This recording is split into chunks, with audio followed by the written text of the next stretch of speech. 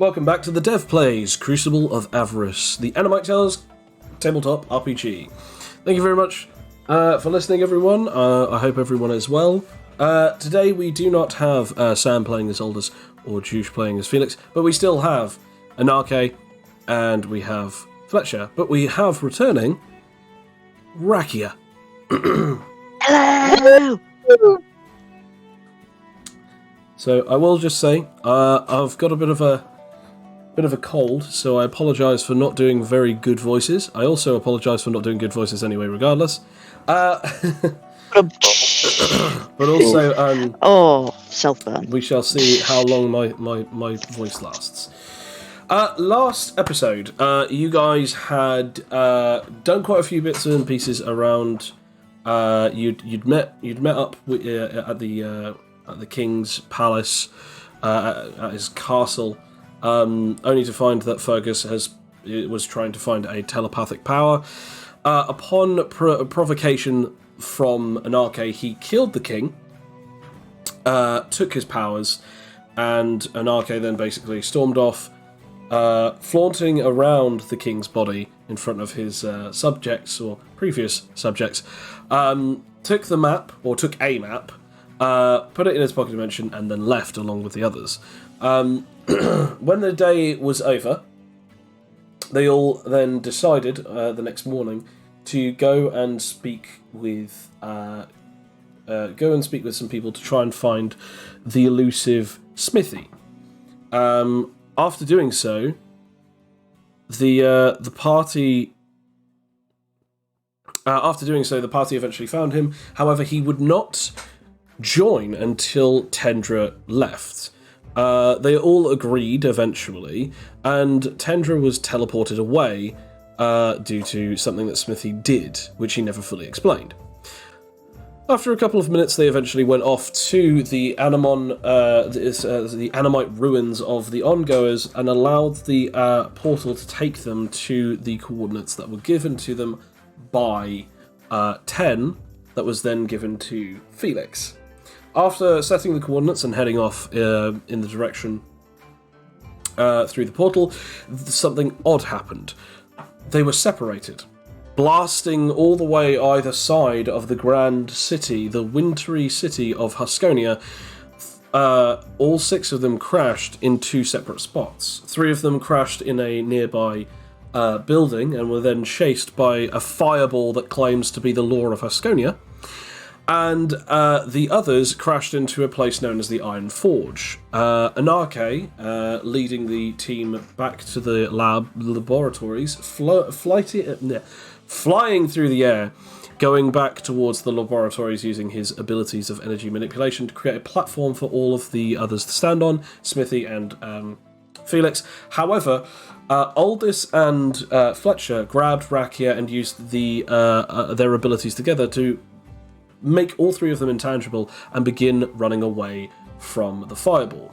Thanks to a function inside of the bands, Fletcher was able to get a call from Felix telling him to head to the location that they were launched away from, the large place that is known as Biotech Labs.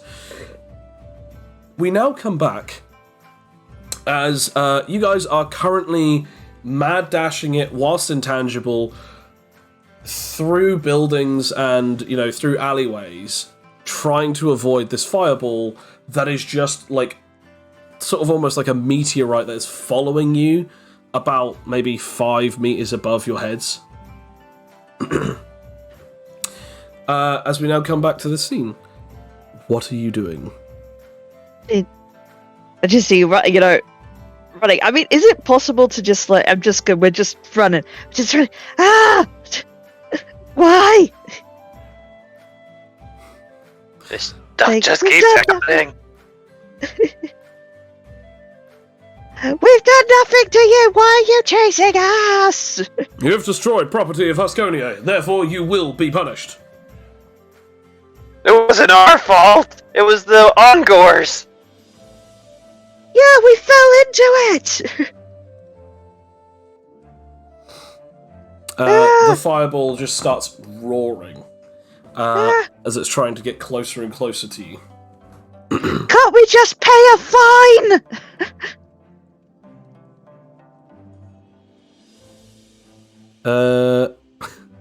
Roll me a persuasion with disadvantage.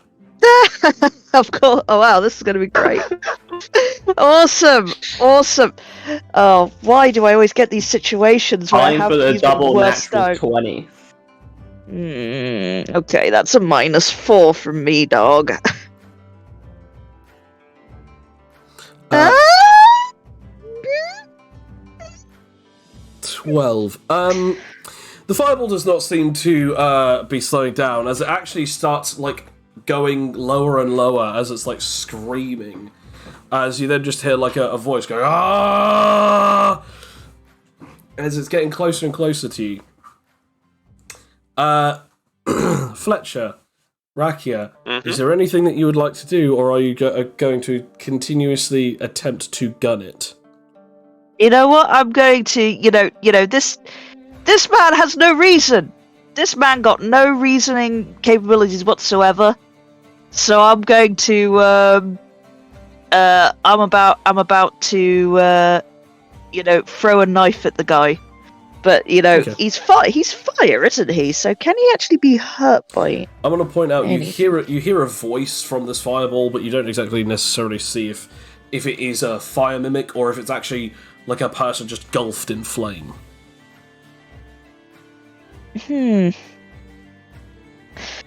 Well, you know what, motherfucker? I'm gonna get some adamite on this bro and just get him in the leg. Okay. The leg of meteor. Okay, all right, 112. I guess it's like that would be finesse, wouldn't it? No, Or it's the knives, or accuracy. just accuracy. Never mind. I was Which- about to be jammy. Which knife are you trying to throw? My animite knife, the one that I get it out of my amazing handbag, the one that Jimmy Grant made for me. Okay. Okay, here we go. Accuracy, come on, bro. Okay. I'm just having a look. Pew.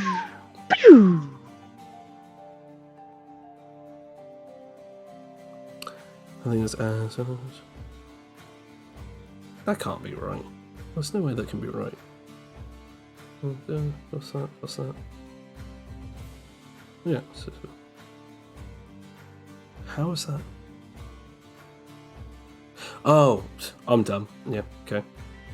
I was like, hang on a second. I've just added these stats together, and it makes nearly like 16, but that doesn't make any sense, and I completely forgot it's because of an auxiliary stat. What? Yeah. So you throw it into the fire, as it just seems to stab. Roll damage. Oh, good. Yay. Let's see. This is what my okay, because I've maxed out everything now, so it's like, it's like, do I get like the 5d10 plus 16 now from my Not myth? not plus 16, but you get 5d10 plus whatever your dagger is, and then if it does any extra damage, then it also adds that. Yay. 5d10 plus it's a +4 and a +4 animite. So Okay. I will say Okay, so this what- thing is taking animite damage, but because you don't know what it is, I won't tell you how much extra animite damage it may or may not do. god damn it, that's Okay. like natural ones. Damn it. Okay. You sort of like see like the flames die down, and you see a very large red, like red-skinned, black long hair individual. The dagger has stabbed right into his like sort of stomach. As you can see, this is actually an archling, a Huskonian male. But he's wearing some kind of like very big, bulky jacket, and it looks very official. As you see this, as you see him like slow down, the flames like pitter away, and you actually see this. As he then looks up at you, and Fletcher is still moving. This guy has stopped.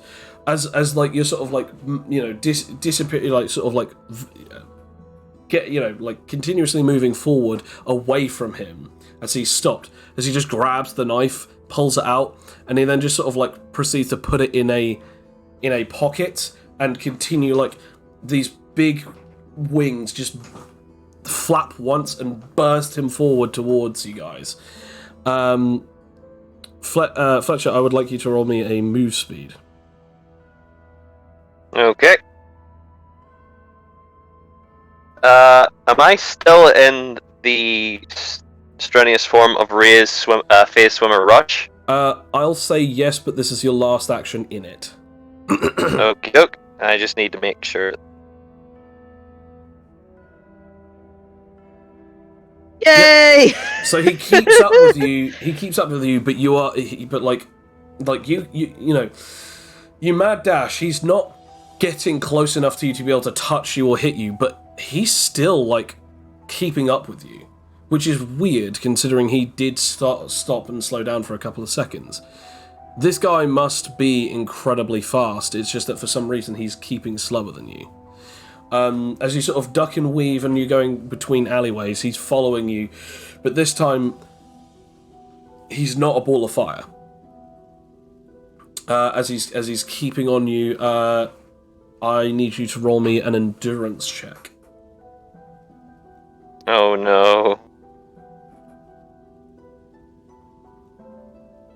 Oh, okay.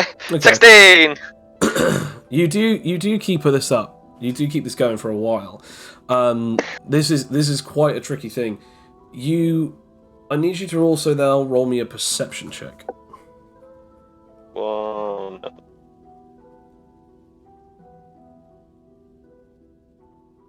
Okay. For a 13. second, you lose sight. For a second, you lose sight of exactly where it is that you're supposed to be going. You look up and you sort of see the top of a roof that you recognise, like a special facility roof. So you're like, okay, I need to go that way. So you then take a corner down an alleyway and keep going. However, you can still feel this guy just like basically flying very close behind you. Rakia, he's at least about like half a meter to a full meter behind you. Okay, I'm gonna try and slow him down again.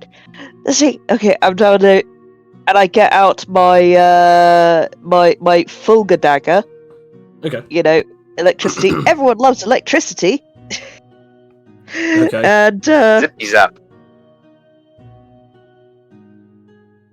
come on, baby. Ooh. Ooh! Yay! Roll damage. Yay! 5d10. 10. And this is +4 and d6 lightning. Okay. Zap tap. What? A d6, you swine? Don't give me b6. God. Sippity stappity. You're gonna Oh. feel that crappity. Stun gun!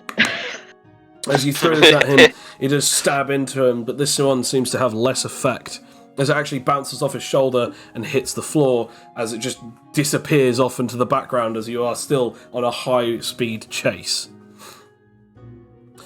As he's following you, he just then goes, "Assaulting an officer, that will be another one!" As he then goes out to reach for you. As he's doing so, a massive explosion happens from the wall that is on your right, Rakia, as something bursts through this wall, and then just sort of like you just see like from the dust cloud, a fist just goes right round and uppercuts this guy, flying straight up into the sky. As you sort of see just like a weird sort of thing, like very tall, bulky guy, sort of like tanned skin, which is weird in this country considering it's just like continuously cloudy and snowy. He's got like glowing white short hair, and as he looks as he looks back at you, he then just goes, "Go on ahead, I'll take care of him." Okay. Don't need to pause twice. And you head off. Zoom. Book it! Near him. Roll me. So I just like Fletcher just going. Roll me endurance, Fletcher. Another endurance. I'm Okay. You eventually get just outside of the facility. Have we lost him? I think so. Yeah, I'm gonna. Can I use my my super perception skills? Yeah, sure. Yeah. Okay. I'm just like. I'm scanning. Looks like it. It does indeed look like it. However, you do hear some, like, explosions off in the distance. We're gonna be blamed for this, aren't we? Yep. Dang, those are my two best daggers, too. Oh, well. It's better that than being jailed. Oh, That's God. true. I've read stories about jail. I don't like it. Well, time to be on our business. I wonder if the others have already made it inside. Oh, I hope they haven't been flooded across Husconia. What happened? Your guess is good as mine. That's never happened before with the other teleports. I wonder if it's something just with the area. I hope it's not my new gear that set things off. I did have a few animite things. Wait a minute. I take out the animite paperweight. Oh yes, I forgot that Utility Lily gave you that. Ow, I'll put it back in. You don't Careful. think it's my animite paperweight? I mean, you did teleport with us to the castle, so it didn't affect that. It must be something else. That's right. Could it be a sabotage? It could be, but who could sabotage on Gore-Tech?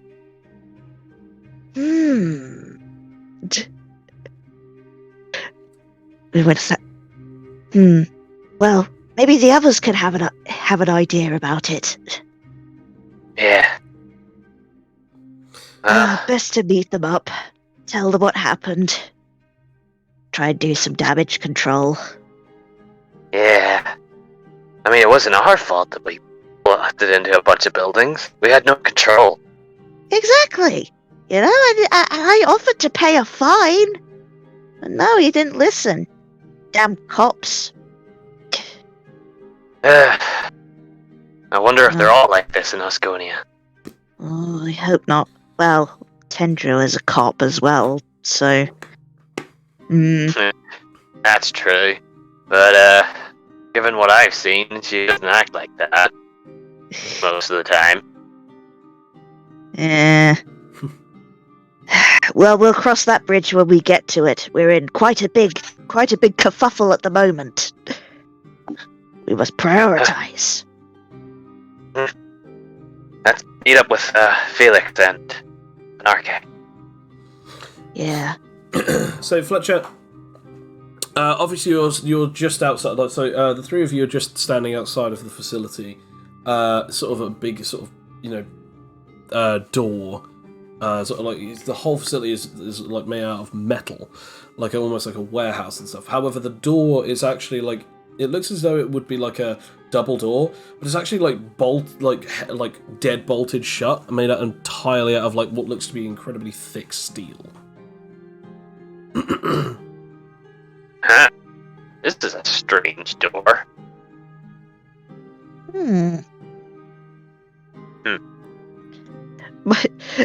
Dare I roll for door? Roll to door. Yeah. What Use exactly all are of my intelligence. Okay, yeah, roll intelligence on door. Yeah, like What is this?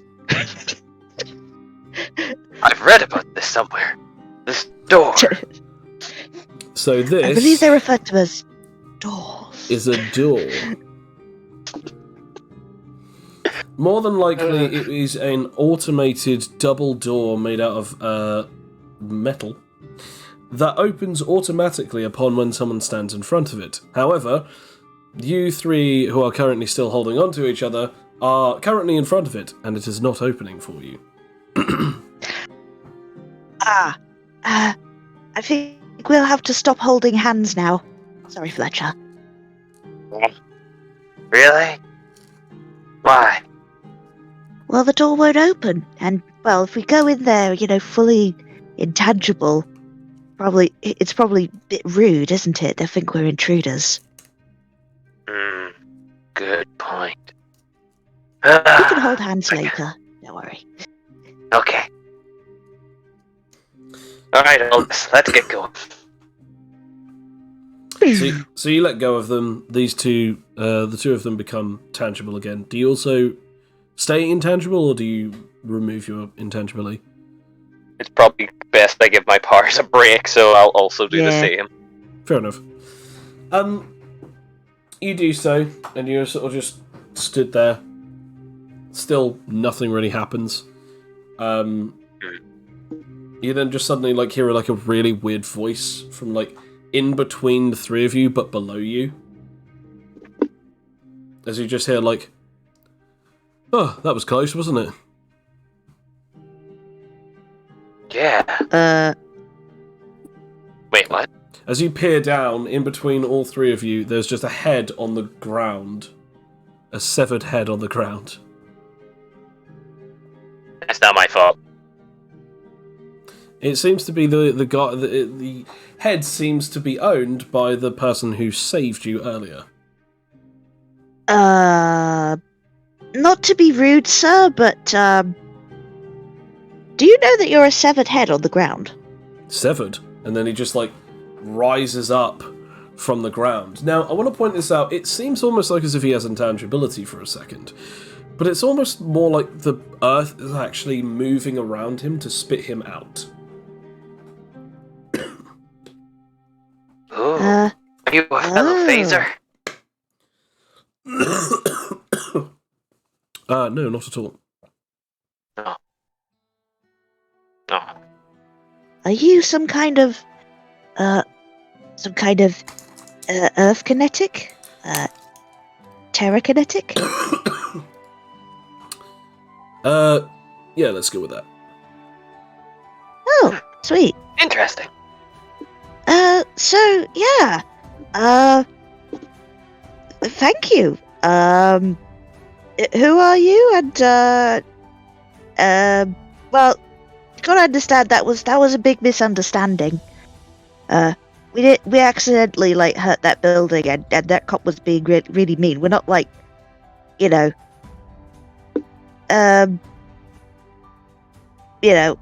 good people.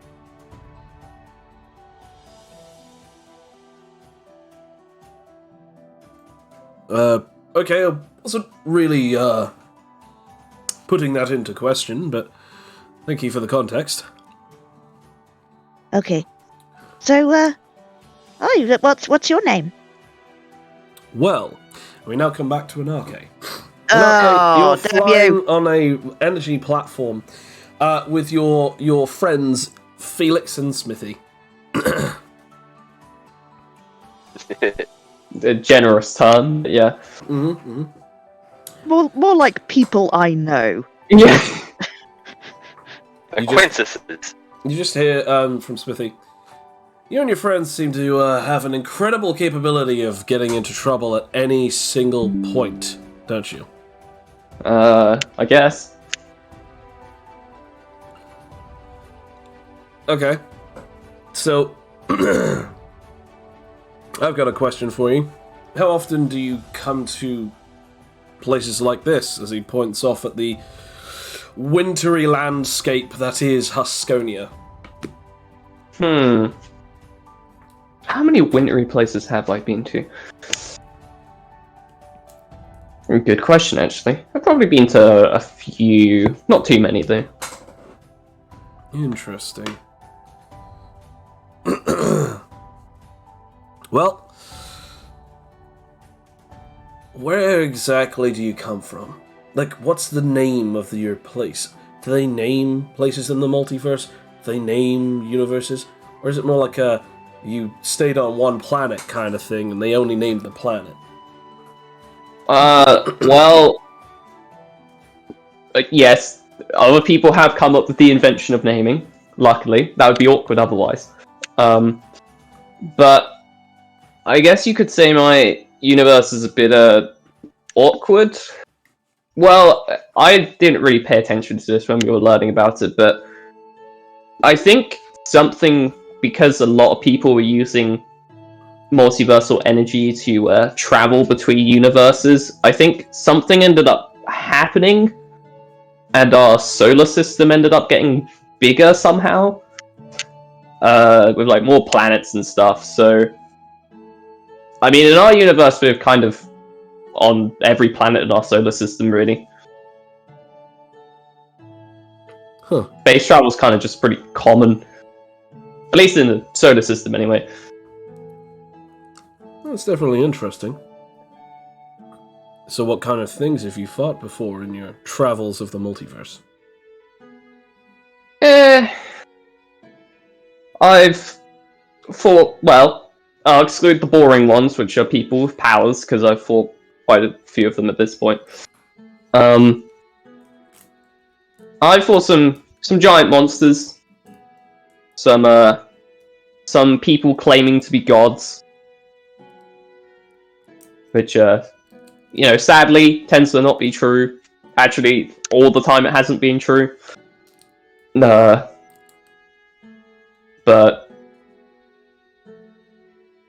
yeah, I mean, can't exactly say a lot of them have been too interesting. I haven't really thought about it in a while, to be fair. Huh. Well, you certainly are a weird guy. I don't know many Animon children who would actually openly talk about this kind of stuff.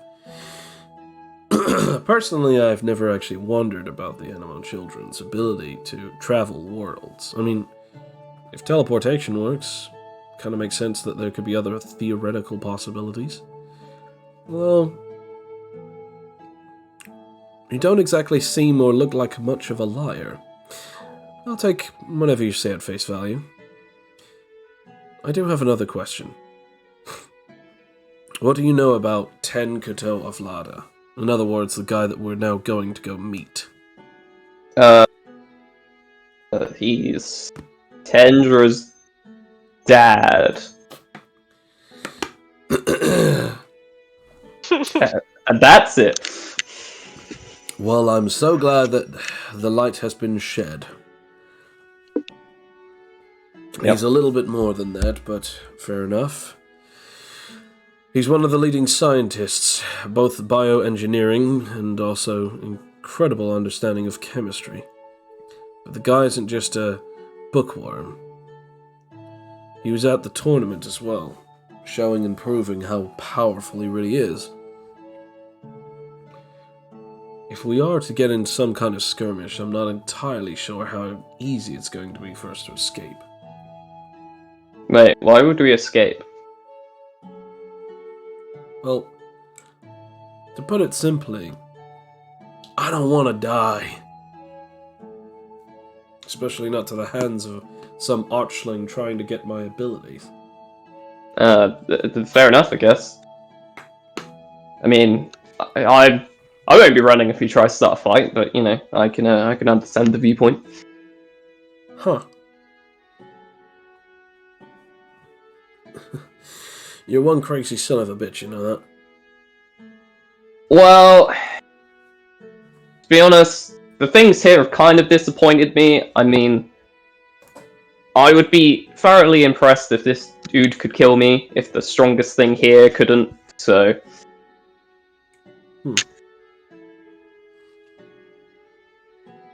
You're talking about Yul Kiger, aren't you? Yeah. I wouldn't put it past him. There are people who are incredibly powerful even without being claimed as the strongest. I mean, look at Solace Soul, aka Daybreak. Who? About 20 years ago, there was a man who could turn into fire, although he could also seem to generate fire equal to that of the sun. No one ever beat him, no one ever even got close to him.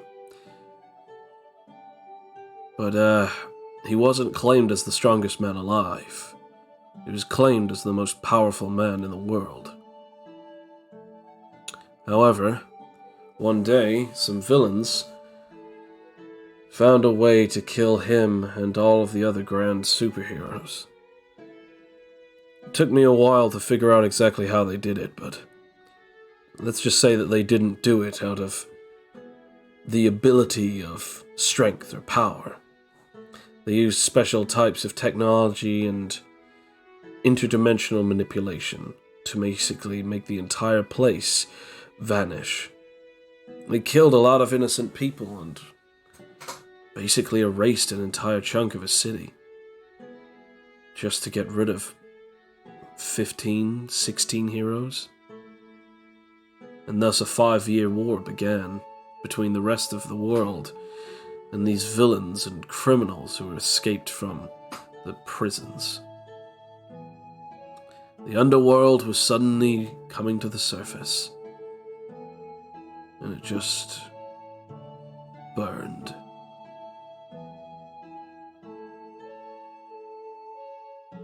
Well, that's pretty depressing. You're not wrong. Well, so I had a question. I didn't really look into it. How did the I don't want to be rude here when I say this. They're called husks, right? Husks? Yeah. Yeah, how did they come into existence? You've never seen one before? Nope. This is my first time. I mean, I've seen mutated creatures before, but not what you call husks. Oh, well, about 100 years ago, there was a large Blutz wave, a huge explosion of energy, Anemon radiation. It completely encased this whole place. The planet, the globe, whatever you want to call it, was infused with this energy. The radiation mutated a huge portion of the entirety of the population of the world. Not just humans, but animals too. However, once the dust finally cleared, certain humans no longer looked human, almost entirely genetically modified. These creatures were no longer humans. They didn't resemble animals or anything else that we'd seen before. The older generations called them husks, an empty shell of what once was human, possessed by some monstrous creation or an abomination of science. But eventually, they took the name and they used it as their own. Forged an entire country out into the north. This exact place right here. Created it and named it after the one name that kept sticking with them. Instead of calling themselves husks as a husk of humanity, they called themselves the Huskonians.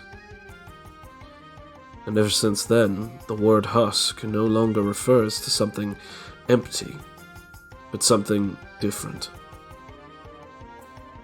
They owned the word that once was used to claim themselves as nothing more than emptiness.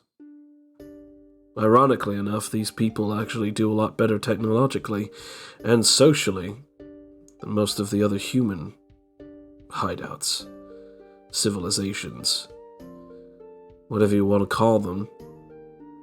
Asconia is actually one of the better ones to actually go to. Decent laws, different law enforcement, and actually decent values. Any race is allowed here. Human, Huskonian, Anthropial, or Megan. Anything. They worked through their hardships, and that's what turned them into these people. Becoming mutations wasn't the thing that made them. It's what they did with those mutations that truly changed them into the people that they are today. Or so the legend goes. To be honest, I'm freezing my ass off up here. Yeah, I mean, I have some spare clothes that are winter things if you want to, Well, lay them on me then. Alright, I'll open up a pocket dimension for them. Fair enough. I'll go. They're in the wardrobe. Yeah, feel free to change. He heads in. Whilst you're doing this, you have to basically be stationary whilst the portal is there. Otherwise, obviously, if you move, the portal just stays there in space. Yep. Felix then just goes, I think I'm just going to quickly go and grab one of my coats. Sure, yeah. As he just goes on in. Roll me an SP or a perception. I'll roll SP. Okay.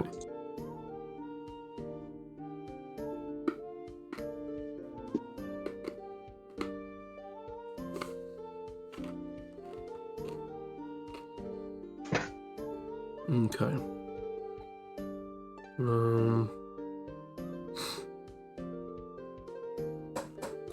So you're just sort of standing there, waiting until someone gets back. And then suddenly you just hear like a sort of weird noise. You don't sense anything. And then suddenly the platform has like almost like a massive tear, like a burst, something bursts through it, like as if it's just a bubble. As you just see this large red creature just burst through it with a massive blackened glaive. As it cuts through it like butter, but it begins to dissolve beneath your feet as you begin falling. I'll close the portal, and as I'm free falling, I'll go into thinking man pose. Fair enough. You're about 50 meters above the ground as you're currently falling down. As this thing just goes, yeah! As it's a very long, like, this is a really weirdly shaped Huskonian. It doesn't look like an archling. It looks a bit more like a berserker, but instead of big, massive, muscular buffness, it's actually quite long, and it almost looks like as if it's Rakia, like in the forms of its long, spindly arms and its long fingers, but it has two horns either side of its skull. The whole thing is red. It has big yellow eyes without any irises. And it looks like there's not a single muscle on its body. But the question really is, it doesn't have any other extremities other than the usual legs and arms.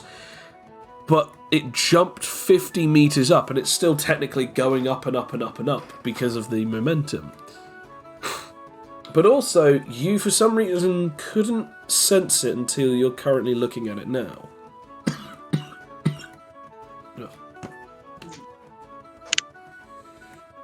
Does it just seem to be in the air angry and just sort of just screaming now, or what is it actually? You're not entirely sure what its emotion is, but it seems to be some kind of either excitement or great rage. You're not quite sure.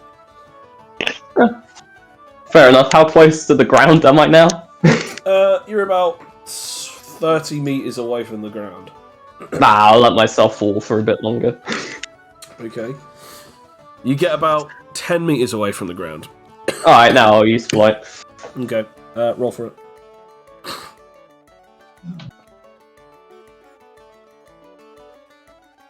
Fair. You stop yourself a few meters away from the ground, just above the heads of some unsuspecting citizens. Sorry. As I'll land next to them and just, go on a nice walk to the facility. As you then just start hearing a very loud laughing noise, as it gets louder and louder and louder and louder. As you look up, and this thing is coming towards you as it's holding this blackened glaive pointing straight down towards you, like as if it's trying to, like, stab you, like as if it's, like, holding some kind of, like, jousting lance. Oh man. How would you like to react?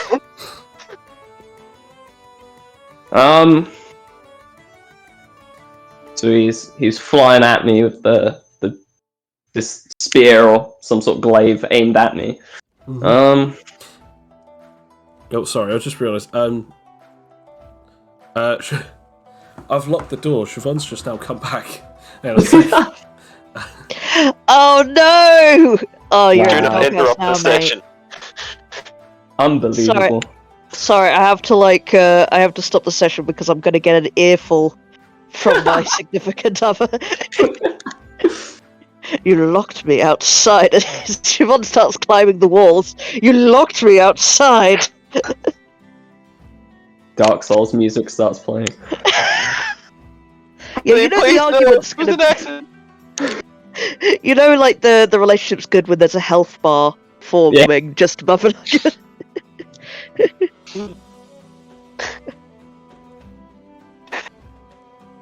Oh bless. Oh dear. Oh, those two goofs. Right, sorry. How were you reacting to this? Oh, I hadn't decided You yet. know, we were utterly respectful. We were utterly respectful in yeah, what we were I'm reacting sure to. you were. Oh, you mean the fight? Oh yeah. The in-game fight, right? He's lost half his health bar. Don't worry, you guys are also losing some health as well. Oh, that's just rude. I guess for now I'll use my evasive energy thing to dodge. Okay. Roll it.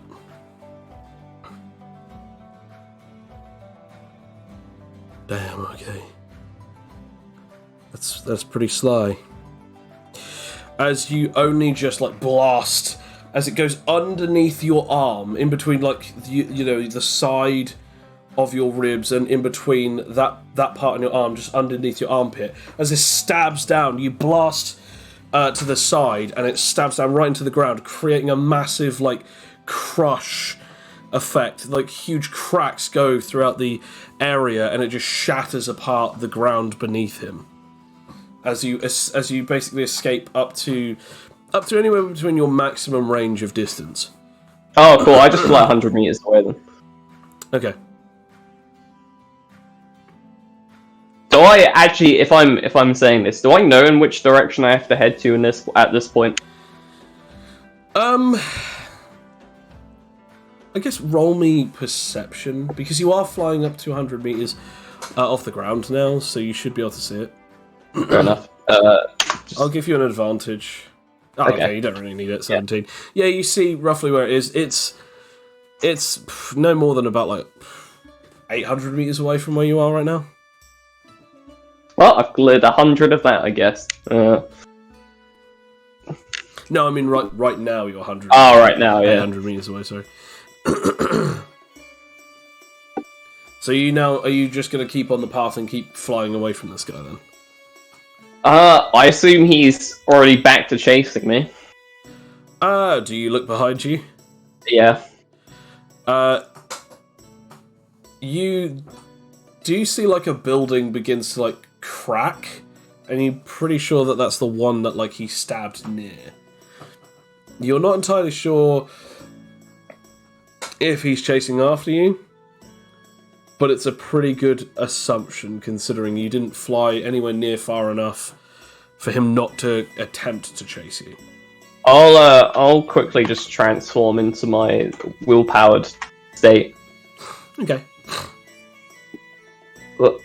Oh, I won't. Never mind. No, you will not. Is this? I'm assuming this isn't your ultimate mastery one. No. Okay.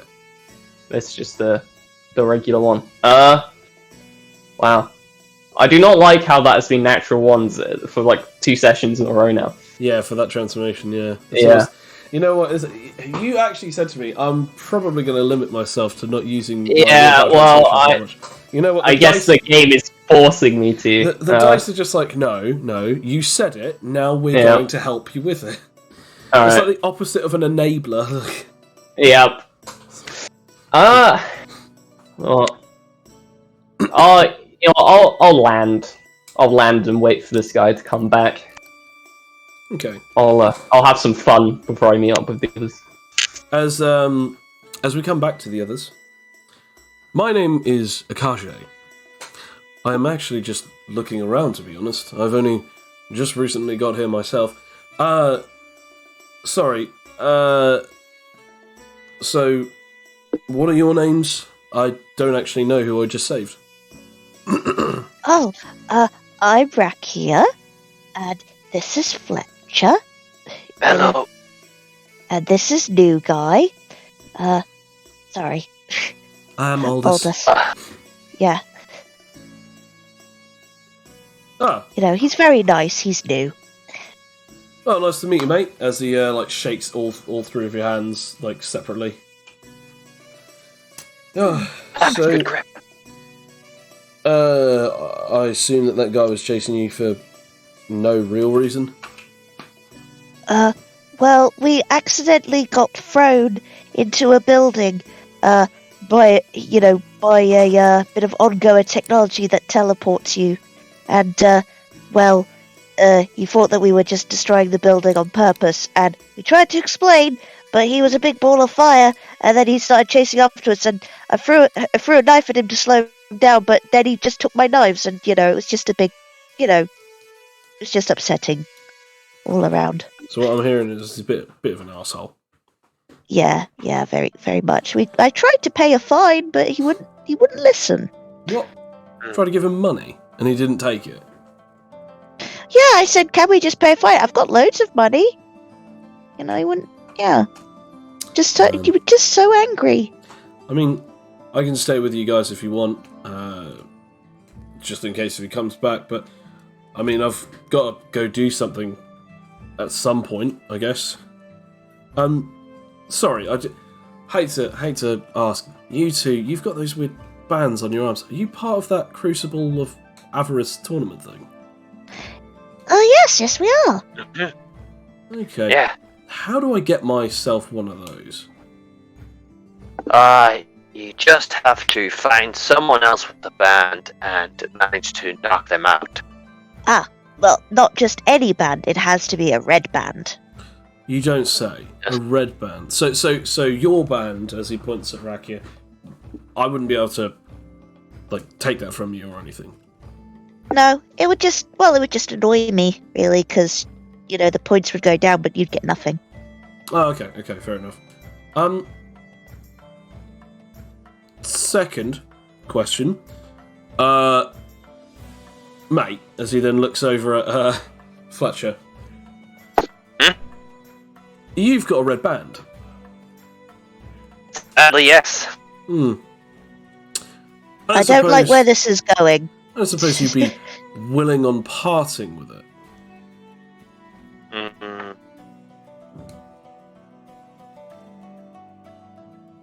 Honestly, this thing's more trouble than it's worth. I mean, I don't know why you say that. It just looks awesome.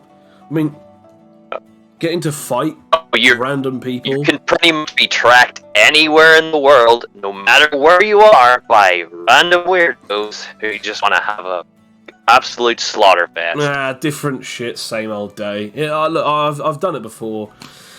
Being tracked and everyone knowing where my current person is kind of my lifestyle. But look, if you don't want to part with it, I understand. I'm not gonna kill you for it.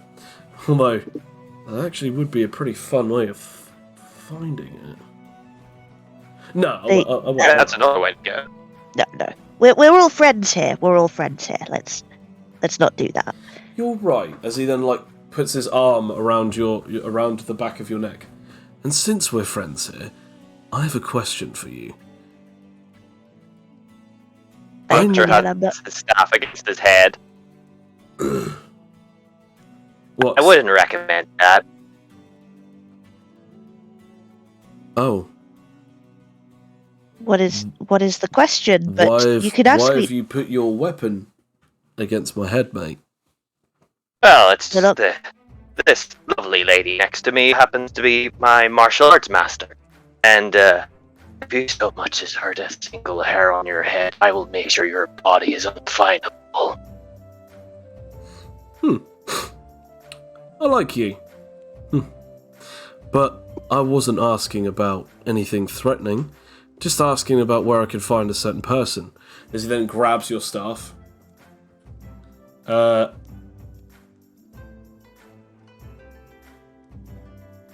yeah, there you go. Oh, okay, that's fine. You're just looking for someone. How can we help?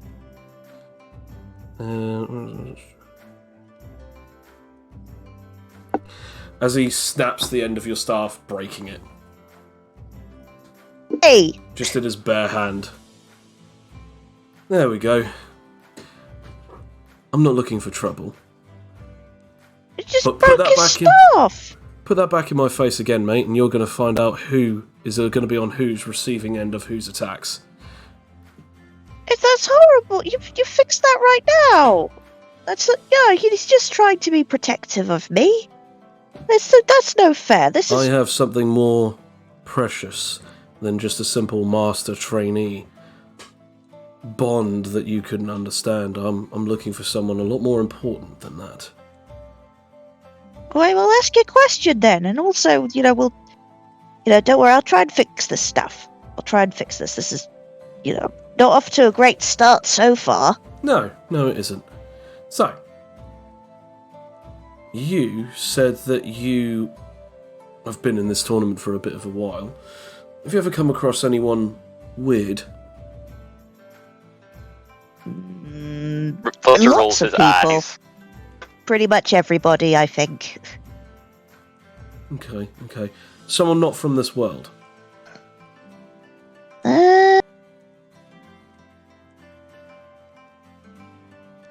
Again, might you're have to probably narrow gonna it be- down some more.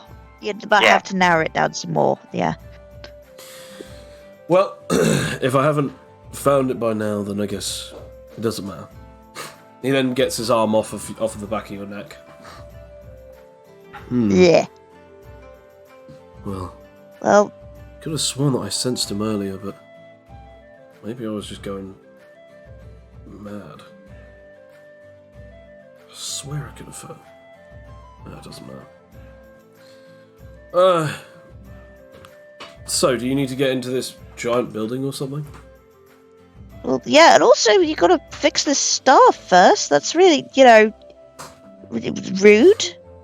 Goodness. Hey, don't threaten me with stuff. Besides, I can't exactly fix that.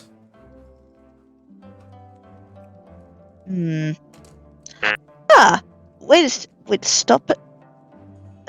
Actually, can Aldous' time stone No. rewind time? No, can't. Is it made of wood? Has he got the wood manipulation ability? Hate to break your bubble, but it was metal. Yeah. Shit. Well, I guess I'm just going to have to, use my one blacksmithing perk to fix it. With what tools? That's my point. We'll go to a smith and fix it. I mean, Fletcher has a claw hammer from the beginning of the turning. Does that help? That's not enough tools, no. I mean, he literally grabbed the end of the staff and snapped it off. It's shunted, and then he bent whatever was in his hand, as it's now compressed into the shape of the inside of someone's palm, and just dropped it to the floor. No, I got that from the land of the sunken moon. I don't know what that is. Wait, what? Are you not from around here? What? No. How have you not heard? I've only been here for Oh. I just said I've only been here for 3 days. I found out about this Yeah. Crucible of Avarice thing about 2 days ago, and that's kind of one of the reasons why I stuck around, to be fair. But I haven't been able to get one wait of a those minute. bands. Are you a multi-dimensional traveler? Oh, so you have met people like me before? What are they called? Animon children? I mean, I guess. There's many different names That's the only other. that you That's guys the only one people things call us. we can think of. We're usually known as all sorts of different things. Ancestorials, Helio children, I don't know, just there's a ton of different things. You guys all call us the same thing. It would be a lot more helpful, but, you know, different timelines, different dimensions, different possible outcomes.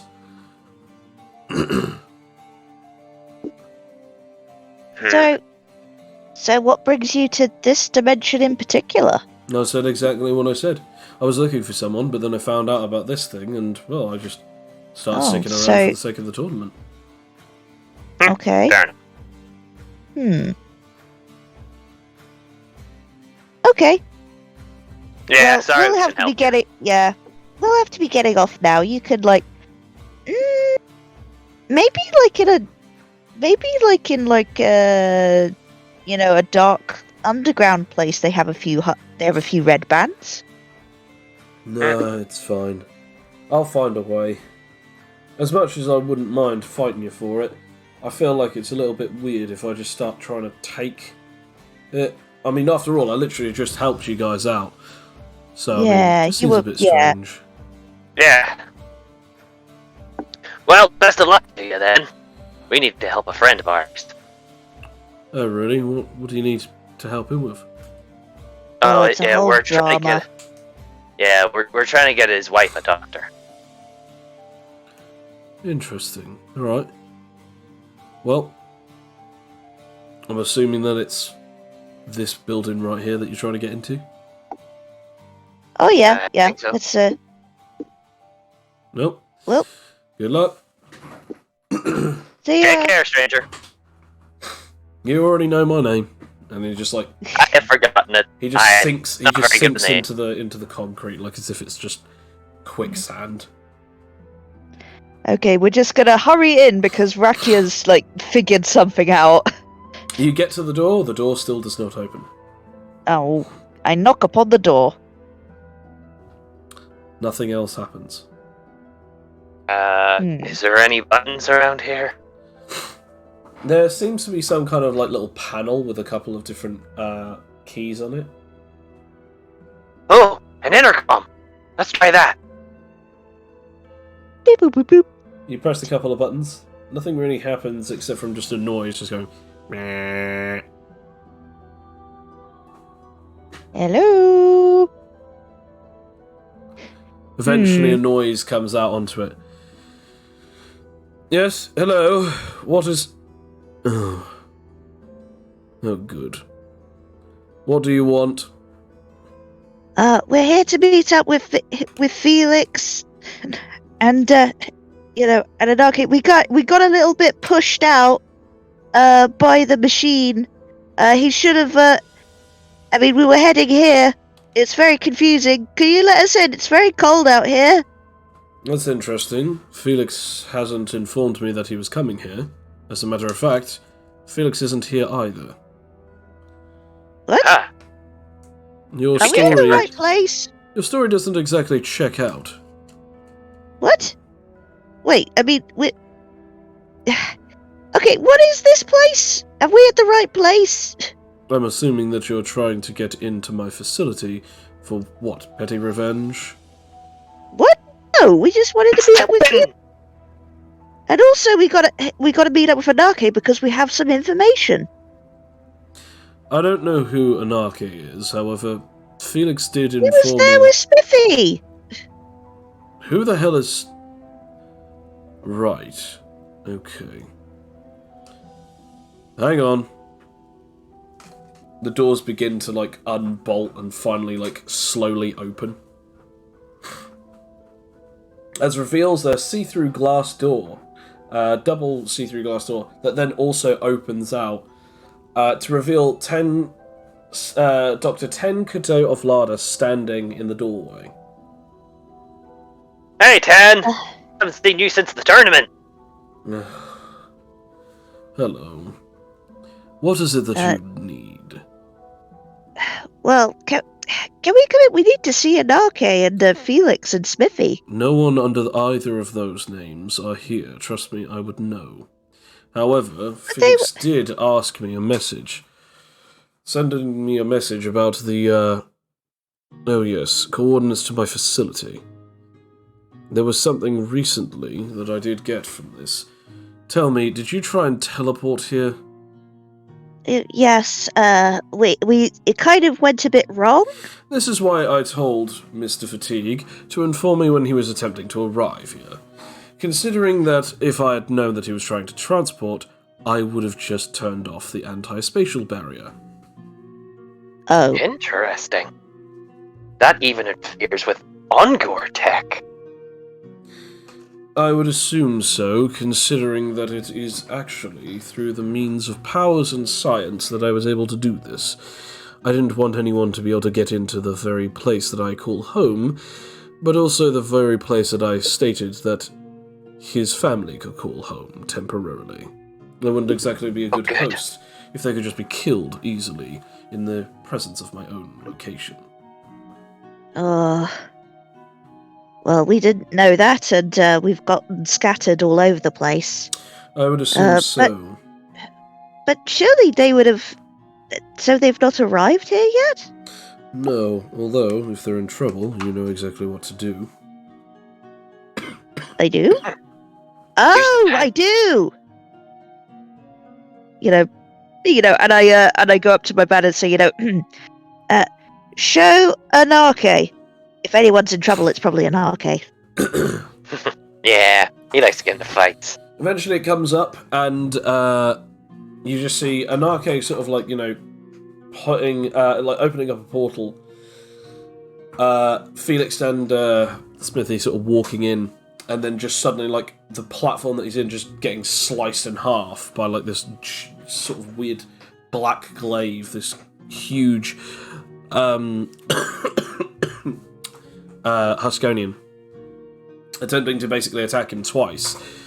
Anarche flying away, and then realising, actually, never mind, so he stops flying and he turns around. As we now come back to Anarche. Anarche, you are roughly about 100 metres up in the sky. You've turned around, just sort of waiting for this guy. I would like to land on the floor. As I do that, I'd also, if you'd allow me to just quickly pull out Swartle from my pocket dimension. I'd like you to roll it, please. Okay. Yeah, fair enough. I'm only making it big enough for the sword to fit through, basically. Fair enough. Yep. So you pull out your Swartle. Yep. As you notice, this archling, standing at 3 meters tall, big, long sort of body, long limbs, long sort of neck, as he's sort of walking towards you, holding this this, as I said, this spear glaive, getting closer and closer. I'll start walking towards them casually as I do so. Well, I'll be able to get your name before jab that thing through me.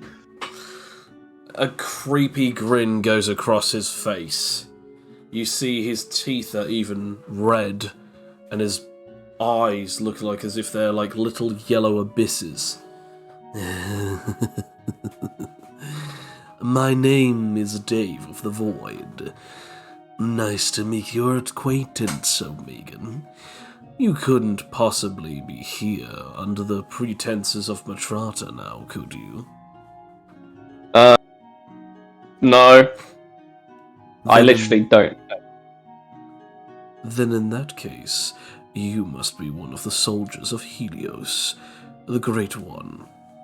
No? Are you Anamon child, or are you not? I mean, if that's what people call me, yes. You are an energy manipulator with super strength and the ability to sense energies. You can also traverse through portals. I know a lot about your kind.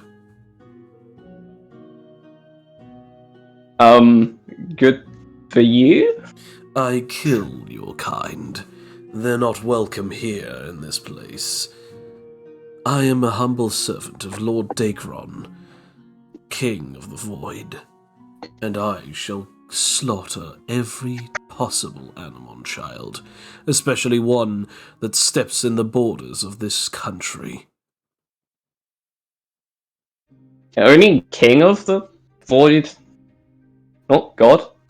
He is indeed a god, but he Yeah. is not the god of the void. He is the god in the void. He rules it like an emperor or a king, but he is not made from the void. He was unjustifiably and wrongly placed by other gods. So I am one of his humble servants, hoping that one day he shall truly be released into this world. So you got demoted. Well, that sucks.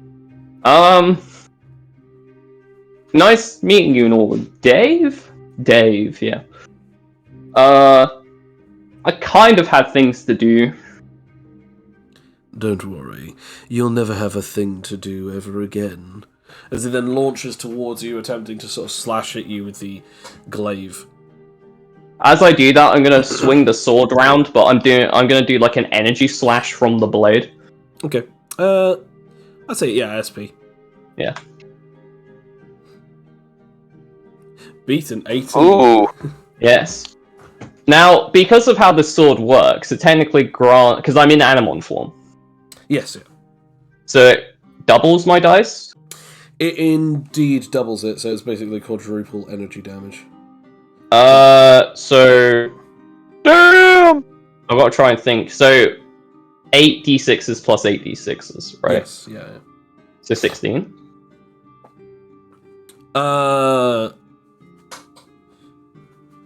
Yeah, so it's just 16 d8s. Oh, sorry, I wouldn't 16 add- d6s. I wouldn't add anything to that, would I? No, because you're covering the weapon in energy, aren't you? Yeah. Yeah, okay. Sadly, because it's not ion. Yeah. Ooh, that's a nice. So he goes to slash at you, and immediately you sort of do the EI slash as you like cut right through his like midriff, dealing, a lot of dams.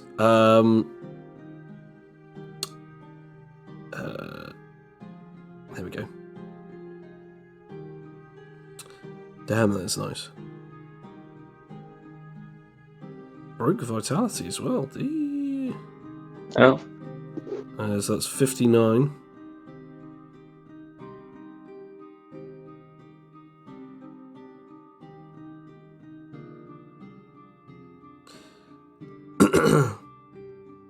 He does not take an injury, however, he does take 59 points of damage as he just sort of like yells out and sort of like staggers back for a second. Now that is interesting. You are quite powerful.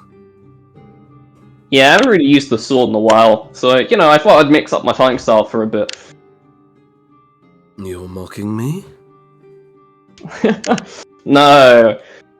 No, I only do that to people who are way weaker than me. Oh, wait, yeah, that is what you are, sorry. My bad. Roll me taunt. I'm sure this will go well.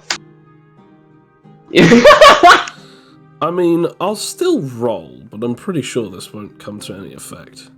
Yep. He does not fall for the taunt as he just looks at you, just sort of like, how funny. I know, right?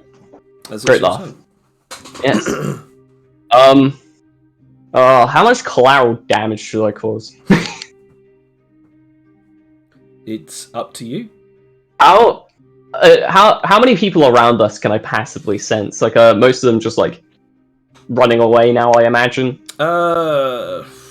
What's your range again? Isn't it 100? 100. Yeah. I'd say roughly, like the people are away from your radius now, but like roughly any further than that, it would begin to get into the hundreds pretty damn quick. Okay, so this area, this 100 sort of area around us is sort of clear. 100 meter radius is pretty much clear, yeah, or at least it's being cleared very quickly. Fair enough. In that case, then I'm going to hold the sword up, and similar in Black Clover, the first Wizard King, when he makes like the giant energy blades. Yes. I'm basically going to do that around my sword, but go like maximum range. Oh, okay. Damn. Okay. So like just like a full 100. I guess technically width-wise, it'd be like 50 meters. Yes. Fair enough. Fair enough. Yeah. As I'm just going to make a giant one and swing at him. Oh, okay. So you're gonna make a giant energy sword around your blade and just like swing at him. Yep. Yeah. Roll for it. 29. So should I roll damage to add on to the blade, or? Are you doing it where like you create the blade first and then you grab the blade and then swing it at him first? No, actually, I'll just create it around the sword and then use the same roll to attack him with the energy. Oh, okay. I was gonna say because that you could. I could do the other one. It's up Nah, we'll do it the other way. That's more fun. Okay. Am I rolling reaction against that, or am I? Oh, okay, no, you are. Okay, yeah, roll strength then. Yep. Natural 20. Oh! I actually kind of hope this kills him. Like the second shot, this would be absolutely Hell yeah! glorious. Okay, so you're adding all of the energy damage. Technically, I'm also and the sword. Yeah, so it would be 4d6s plus the blade, which is 11. Yes. So Plus. So it's. Okay. Am I rolling? Should I roll energy damage to see how much I'm adding on the blade, or should I just do? It's so it'd be 16d6s plus 11 plus 4d6s, I believe. Okay. Yes. 16d6s plus 11. Plus. Oh wait, hang on. I'm not gonna lie, like if this actually does kill him in the second hit, that'd be amazing. Okay. Let's have a look. Oh.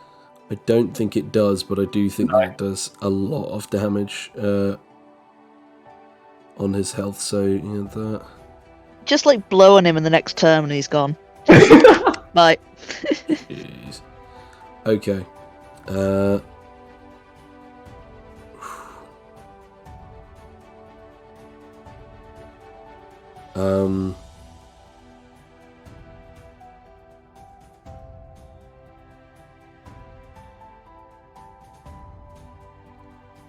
Jeez, okay. So, I have to now roll Vitality again.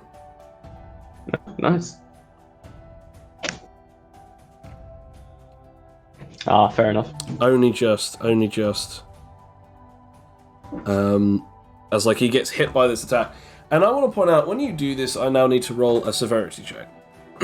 How many people do I kill? Do you swing this horizontally, or do you just swing this like full on, like, downwards, like vertically, just slightly? Oh, downwards. Oh, okay. Like, never mind then. I still have to roll severity, but this isn't going to kill people.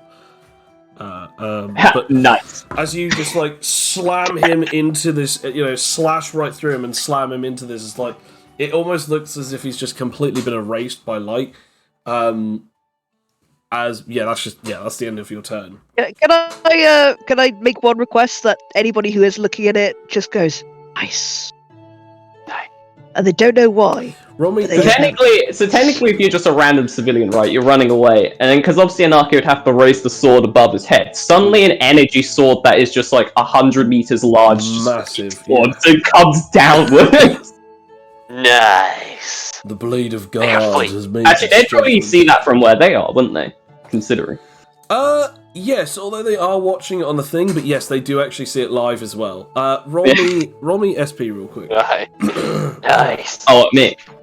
Yeah.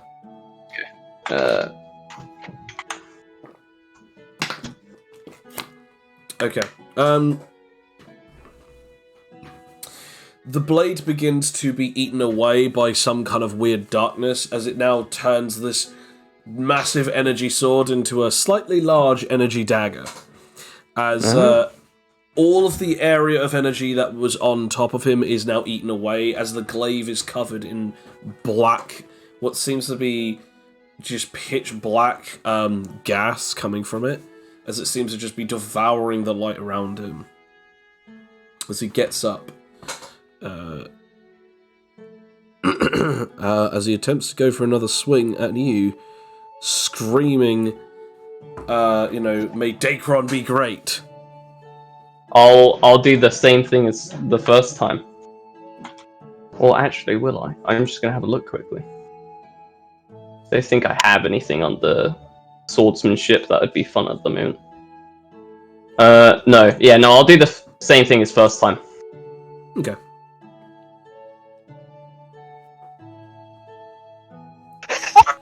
Yes. This is blow for blow, so you'll both damage each other. So yeah, roll your damage. Fair enough.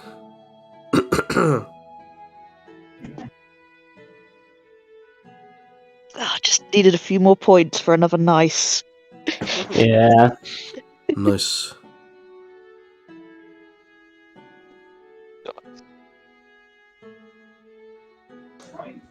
Ooh, okay, that's a whole lot of dams. Will I be able to pull Gotta off? hurt.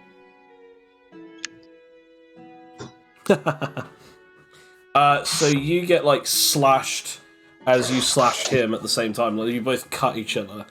I shall again roll.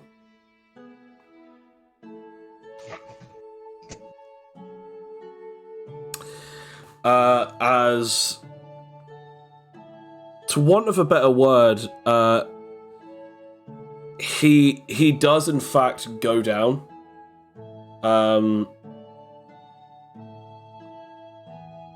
I just have to have a look at this again. Jeez, okay, so... Yep.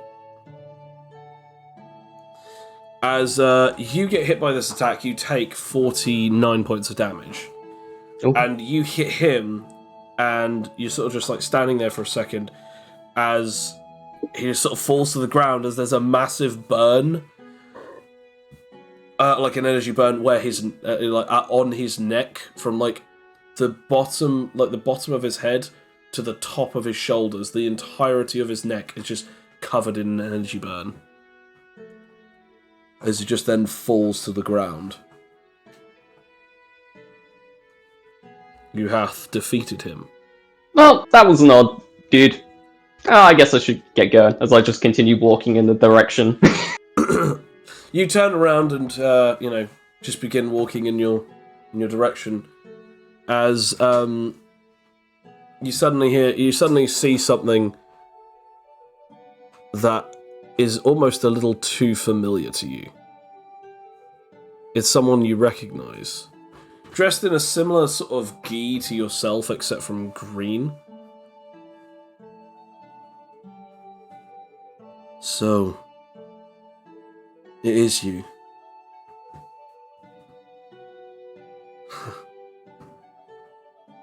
Yeah. Oh no.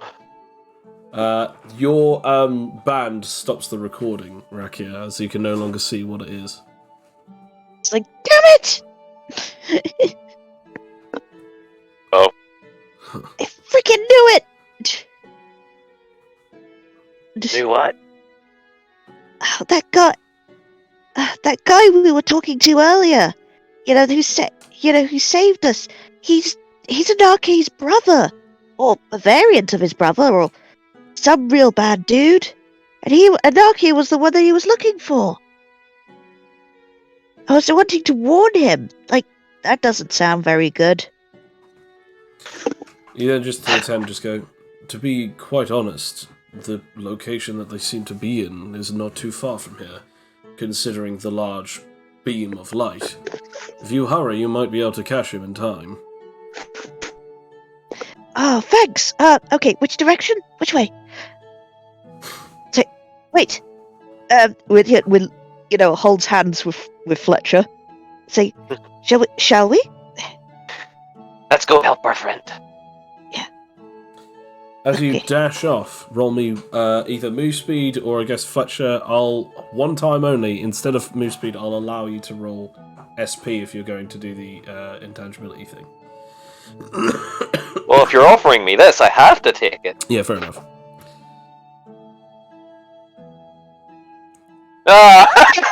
Looks like a lovely stroll in the park for you guys. Oh boy.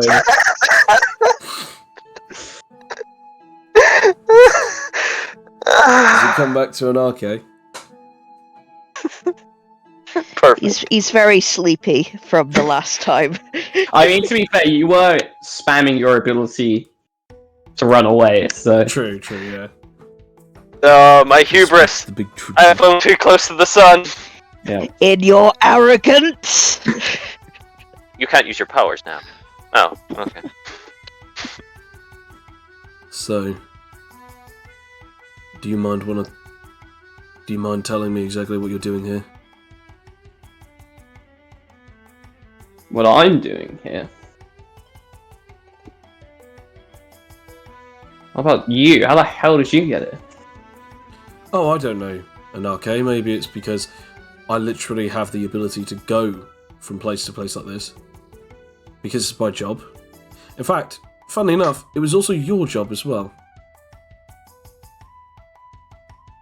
Yeah. I'm aware of that. So do you mind want to tell me what exactly happened? Why you suddenly disappeared 2 years ago? None of us could get in contact with you. Is there like a... doesn't happen to be like a bench somewhere here, does there? No, Just you're standing in the middle of the street. No convenient bars, just like...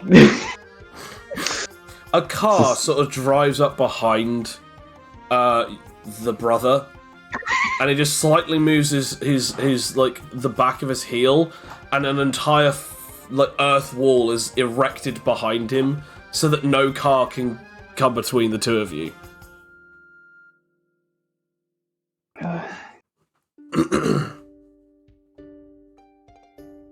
I assume then you've already been to that universe, considering your tone. What happened?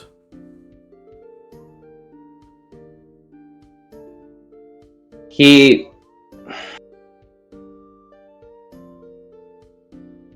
Don't you start stuttering on me now. Look, it's not easy for me to even begin talking about this. What, and it's easy for us to find a dead body and all of your equipment just lying in a grave. A shallow one at that, by the way. Yeah, well, you try and your best friend murder you, and then you tell me something about that, huh? So he actually attacked you. Yes. He tried to conquer that universe. Damn fool. And you stopped him. Yeah. Why didn't you come back then? Oh, what, to be glorified for killing someone that I care about? To be awarded medals or some bullshit like that? No. Anarche, I'm not... you know the responsibilities we hold. We can't just go around trying to control the world, the multiverse. Our job is to help people, and if people from our ranks go rogue, you know what has to happen. You did the I'm right aware. thing. Yeah, but that doesn't mean I have to feel good about it. Nor does that mean I have to go back and be glorified for it either. So you're telling me that you're not going to return home? Maybe. Look, to be honest, I don't know. I might do, at some point. That's hella not happening anytime soon. How long have you been in this universe? Like, a couple of months at most. That actually makes sense. They're calling it the Crucible of Avarice.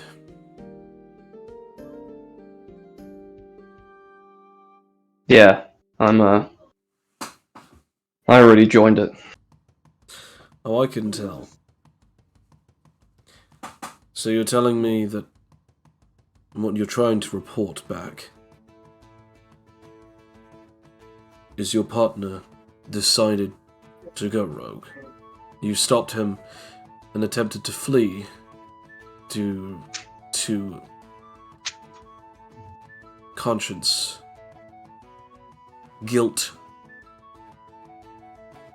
Suddenly a feeling of survivor's angst.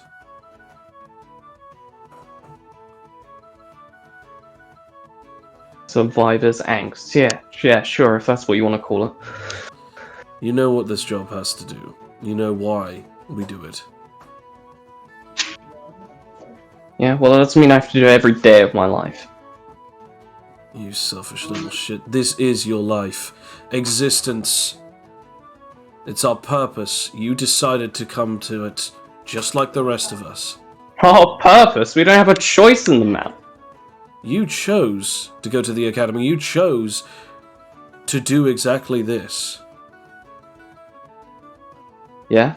Just like you chose to do the right thing. And that doesn't mean I have to feel good about it. Oh yes, because of course they teach you in the academy that if your best friend goes rogue, the first thing you should do is put them down. Yes, I should just move on with my life and feel happy about that. And what about us? Huh? What about your brothers? Your own blood? We thought you died. We thought... You know what? Screw the rules. We didn't care whether or not you had gone rogue in Arcade. We cared that you were the one who was in that grave. Did you ever think about that? Maybe I did. But you know what? Did you consider how much difference there's actually between us? Do you know actually how much time we've actually spent together, really? Like none. You always are off on missions, you and the rest of them. So you That person, that friend that I killed, might as well been a brother. What exactly are you trying to say? I'm saying it's not as simple as just killing someone who's a friend. Do you know how difficult it was for me when I was younger? For you lot? I mean, you were all of you were always off. It's just the nature of our things, but it didn't exactly make it easy for me. He was the closest person who was always around me. I mean, hell, for those years in the academy, and even when we were on the job, he was always with me. That's what I mean when he was like a brother. I have nothing against you. I'm glad you still care, but it's not... I can't just go back to the way I've been living. Not after an event like that. Roll me a persuasion with advantage.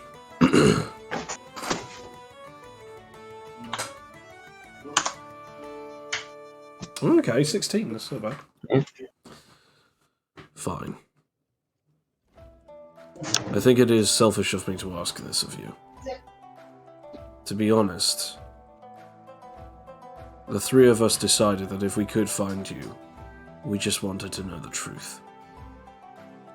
We have been asked to, of course, hunt you down, to find out the truth.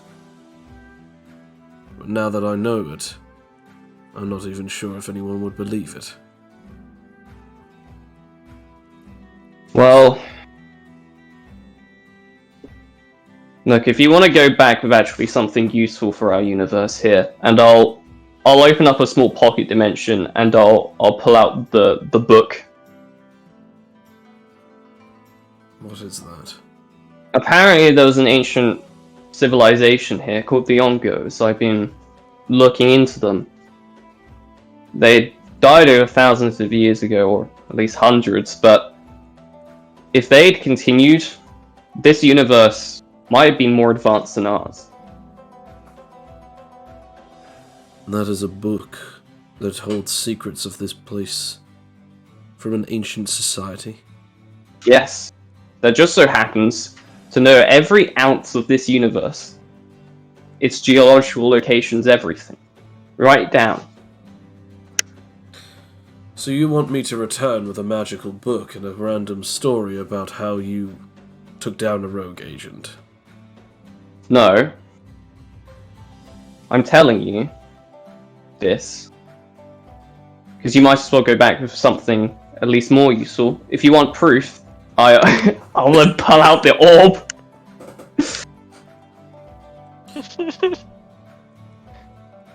This was one they made through animite, willpower, apparently.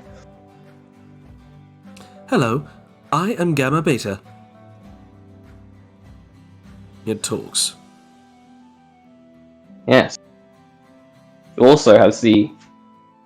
Well, unless you understand the language of these books, it's the thing that allows you to translate it for you. Affirmative.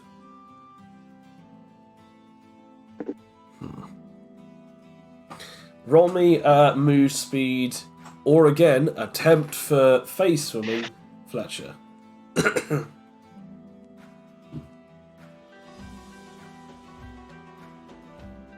Hold hands intensifies. And wouldn't it be nice to phase together, even Yeah. if it's all throughout the cold? Just Throughout Huskonia. We're not Just going past entirely- just going past every little, cute little antique shop going, ooh, we should go there next. Ooh, we should go to... Oh, yeah, right. You eventually Oh, zoom through and you there's a just small see cafe. a large wall that is clearly not natural, and there is a massive traffic jam. Well, there he is. You phase through the wall and you see Anarche holding a book and a large sort of like pink crystal orb, talking opposite to the individual that you found beforehand. He has currently got his back to the two of you, and it seems as though he is not aware of your current presence. So you want me to return with these objects? What do you want from me? Alright? What do you want me to do? They want us to return the rogue elements. Well, I'm not telling you to return these things. I'm telling you can tell them I've been up to something productive. And I'll come back once I'm done. Like, I don't want to fling around the multiverse forever, but I can't go back yet. And why exactly can't you go back yet? Because I'm not ready to face what I'm going to have to deal with once I go back. Into the constant routine of life again. It's not what I have to deal with right now. There's things that I need to figure out, and I can't do that within the confineries in which they're going to place me. You used to say to me that you you loved doing missions. Going up against strong opponents, learning weird things about the multiverse. And you're telling me now that after what happened, you've completely changed the way that you see it. To be honest with you, yeah.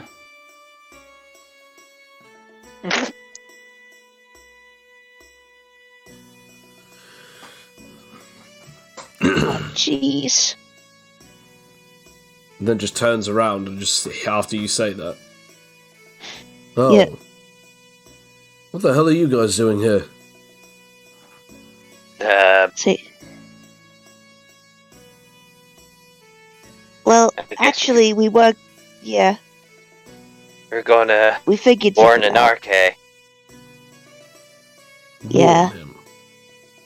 Well, we didn't know if you were, going to kill him or something. So He then we looks thought we'd... back at Anarche.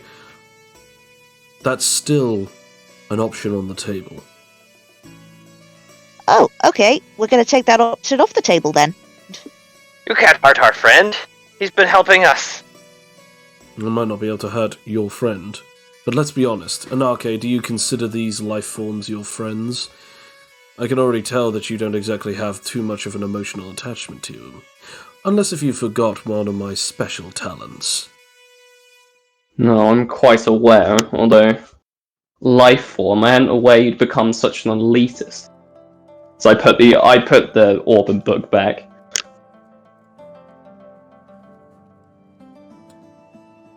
He then crosses his arms. Like, So- I have no interest in fighting you, in utmost honest opinion. And like I said, I will return, but not at this moment. What would He's going even... through some stuff. You be He quiet! needs healing. You are not to get involved in this. This is a family matter. What would make you leave here? I'm not asking because I don't want to make you return. I'm asking, what exactly is it that you're trying to find? What is this great revelation that you're going to find that will change your mind about coming back home? That is my question. I don't know, to be honest. When I've spent 2 years searching for my own death, it's a bit difficult to see the future, to be honest with you. Oh, great. Okay, so that's what you've been looking for. Some way to die in a glorious hellfire. Yes, I have. You think I enjoy living like this? No. Miserable. I hate it. It is not just as easy as going, "Ah, that's dumb. I'll change my mind." I wish it was, but it doesn't work like that, sadly. Listen. I understand what you're going through. It's not easy. But at the same time, you need to see it from the perspective of all three of us. We thought that you died, we thought that you dropped off the face of reality. My concern is not with the Council. My concern is of your brother. If you are happy to stay here, forever if it may take you, then that is it, and we shall leave it be. However, if you're looking for a death, you're going to have to go through me and the others. We will not let you go quietly on into that night. Do you understand me? Yeah. Yeah, I do. Then I guess we have an accord. Honestly, this isn't the first time that I've had to let something like this slide. He then just sits down on the road, crosses his legs.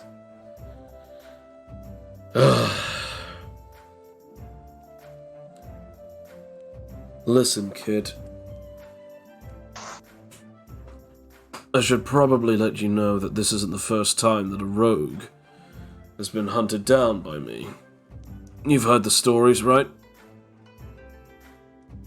Zanake is moving his hand through his pocket dimension. He finally pulls out a box of muffins. I think I've heard a few. Well, think only about 50% of them. The ones where I chased them down and killed them in a glorious battle. Quite frankly, that's not actually the truth. Some of them leave for the same reason that you give. That something happens, something changes. A partner goes rogue, or maybe something happens, they find a new life there. It's more common for people to just eventually have a detachment to reality, but even more so, people eventually get attached to one. I want to know if yours is attachment or detachment.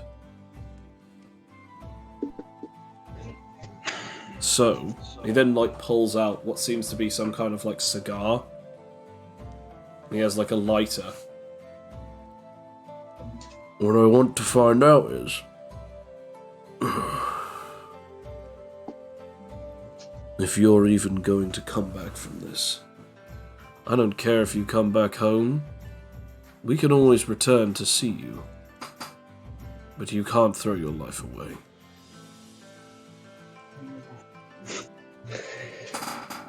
Don't think I can even if I wanted to. And the strongest thing ever is incapable of killing me.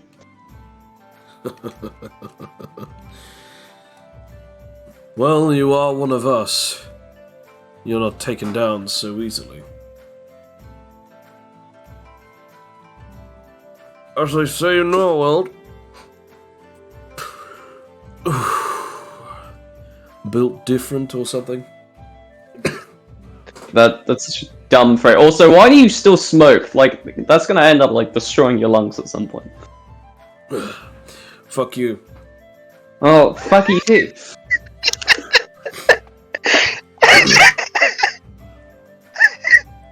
Yep, they're a family, alright? Let's see. Actually, to be fair...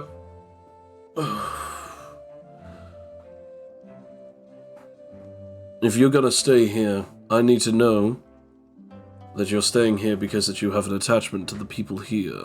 Either the universe or something. A reason to live, a reason to continue staying here, rather than it just being your next graveyard.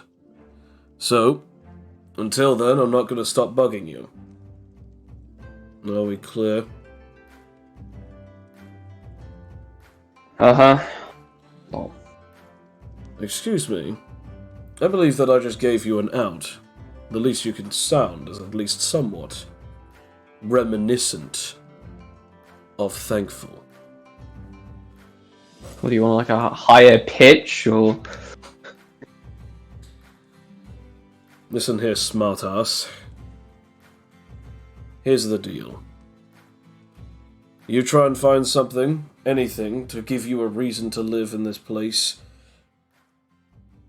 And I mean really show me. Tell me. And do you know that I'll know if and when you're lying to me? Once you've shown me the proof and the reason as to why that you're staying here, I'll leave you alone. Sounds like a deal? That's the best I'm gonna get, isn't it? Damn right. Also, since that's a done deal, I should also probably tell you something else.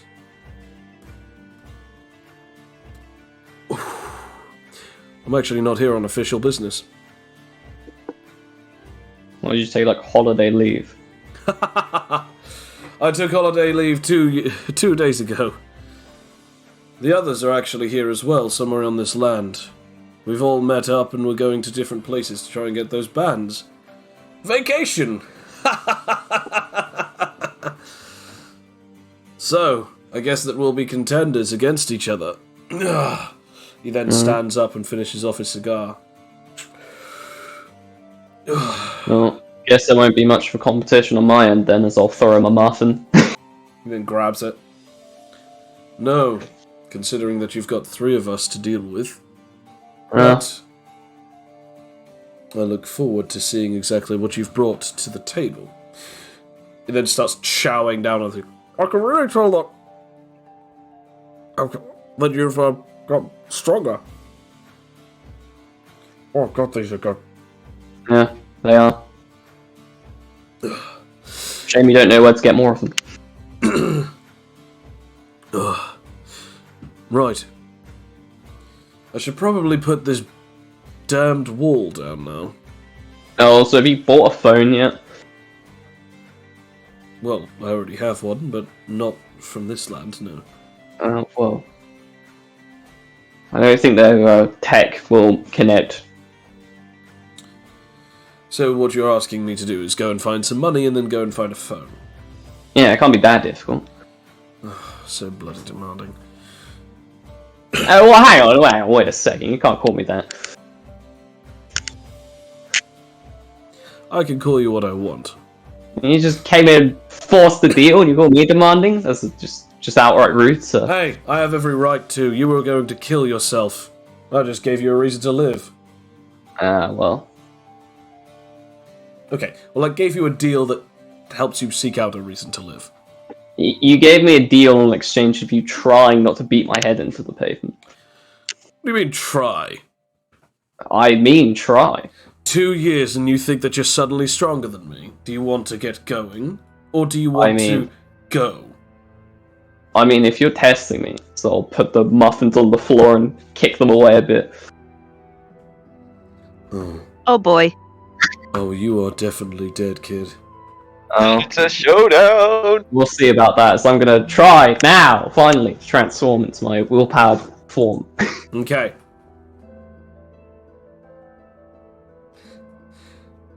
I really hope that it is an actual one. Okay, no. Just because it would just be funny. Yeah, you try. So, yes, I'm still holding Swartle. Now that is glorious. Oh, nice one. Although, I think that you're a little too young to still try and, give it a little bit of that. So I'll show you how it's done.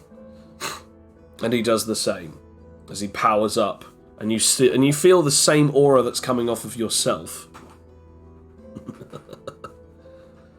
Raki, I think we should move to a safer distance. Oh no, you're gonna watch this. As he doesn't look at you, but he points his finger at the two of you.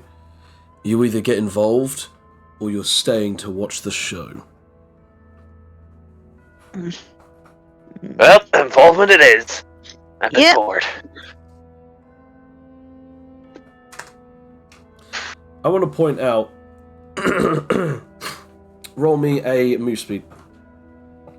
All of us? Yes, yeah. Yeah, okay, here we go. Well, this could be the end. This is an Animon child.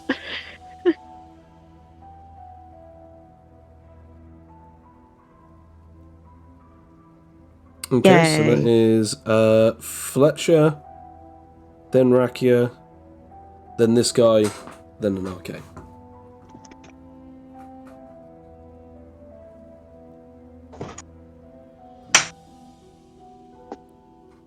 So, Fletcher, what would you like to do first? Well, let's see. He hasn't moved from his location. Nope, he's about 5 meters roughly. away from you.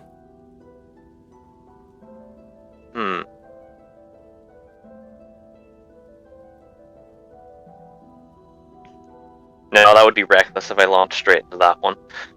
I mean, you are still holding on to Rakia, who is also intangible with you. I know, but you knew exactly what I was trying to use, but that's too reckless to be using right now. Oh no, I just meant in general, like, whatever you're doing, be careful, because you're still holding on to Rakia.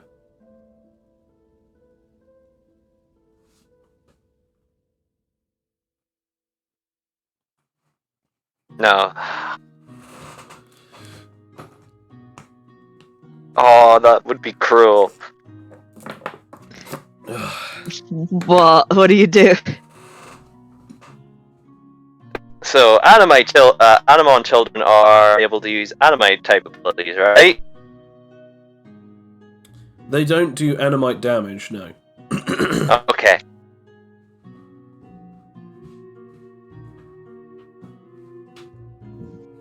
God, imagine No. that.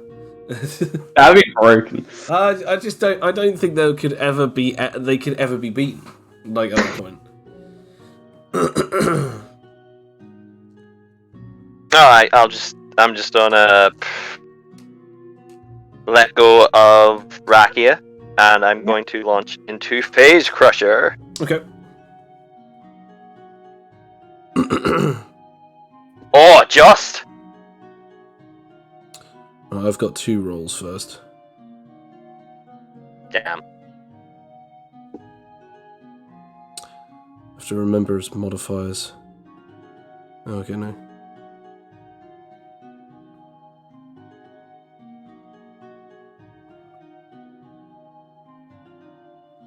So, you sort of dash towards him, and you're about to go for him as he sort of like leans backwards, and then you see this as he. In fact, Raki, you also see this, but Fletcher, you don't, because like you're dashed towards him. You're like halfway in front of him. He leans backwards. He raises his left arm, and it begins to glow with energy, like as if it's red hot. And he just throws his arm down, slams his fist right into Fletcher's head, and smashes him into the ground. So I think this is plus. That would be that plus that plus that. Oh no.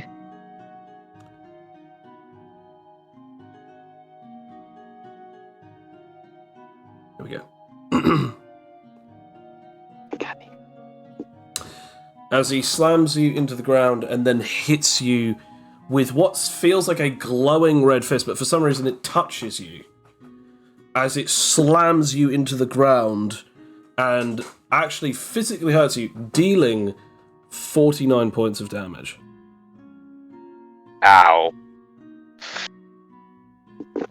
Ow.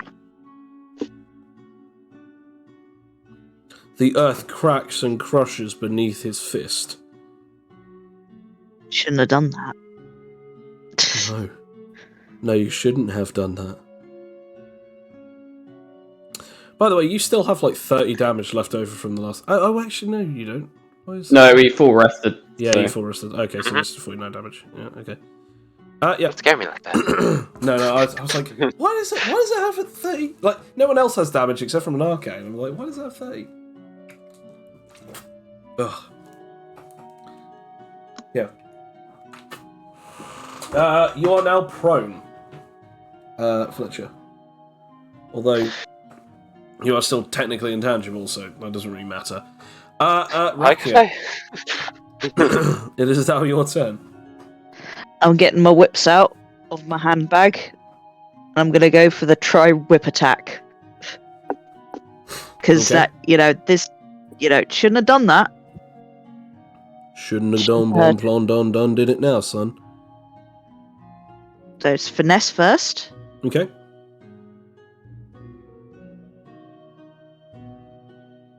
Okay, Nice. that's good. And let's 20, and then it's just like plus 8 of my whip ability. Okay.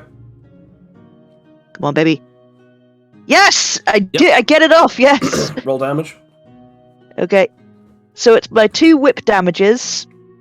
Use prehensile turning combination with dual winded whips to do damage from each weapon. So I'll do my my tongue attack first. Okay. Which is 5d10 plus 16. Okay.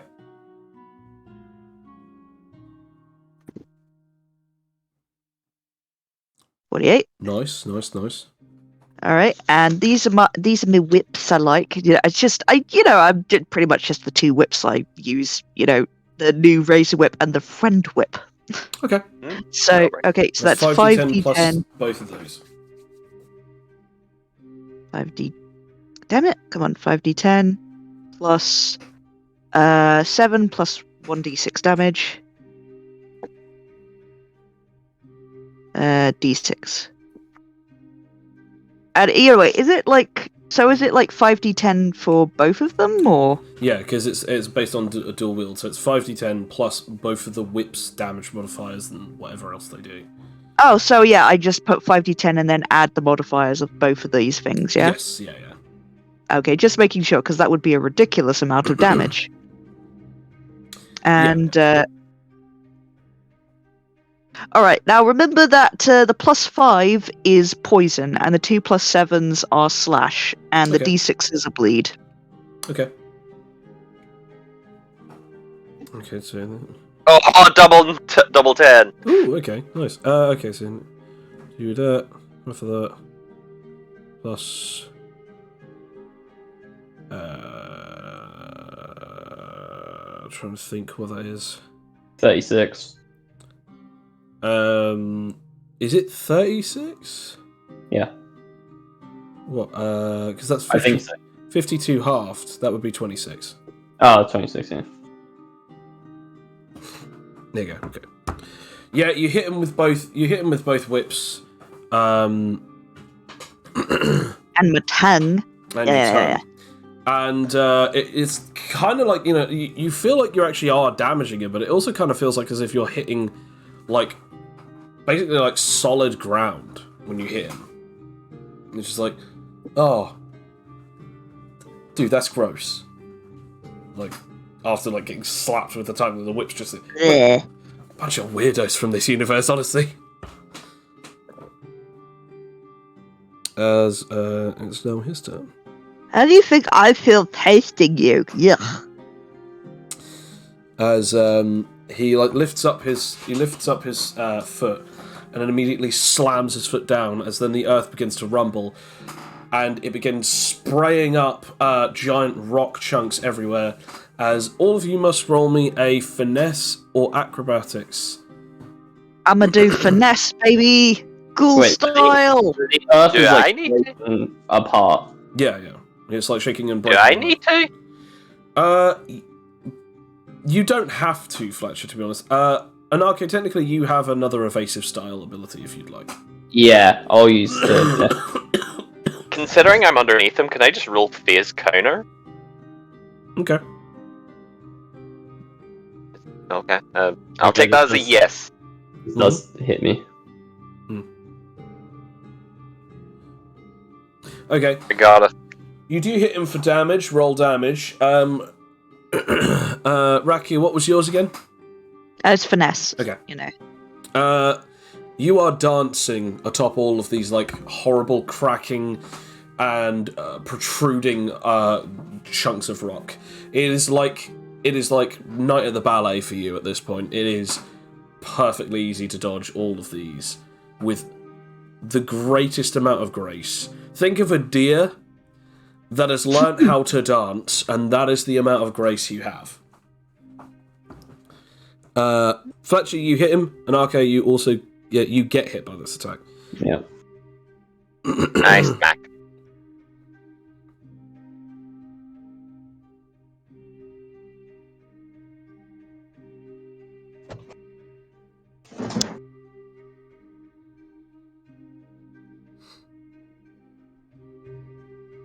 Right, I'll copy that.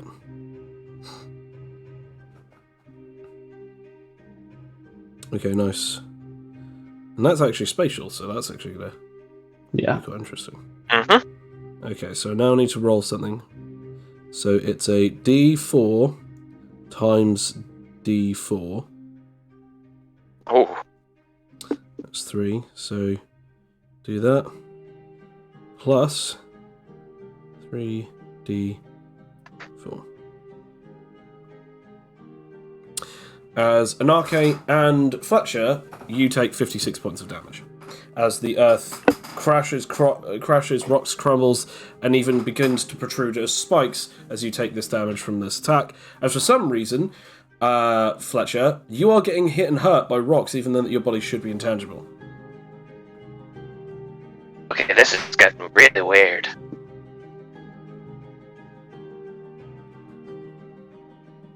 But cool ability, though. So now up to 101 damage. Anarche, you are up to... so that's 56. What did you take last time? Wasn't it like 49? Or was it just 40? So. No, I think it was just flat 40. Yeah, you're right. So that plus the 56, you're at 96. And Rakia, you are unscathed and untouched. Ah. As it is now Anarcho's turn. Ah. Nice.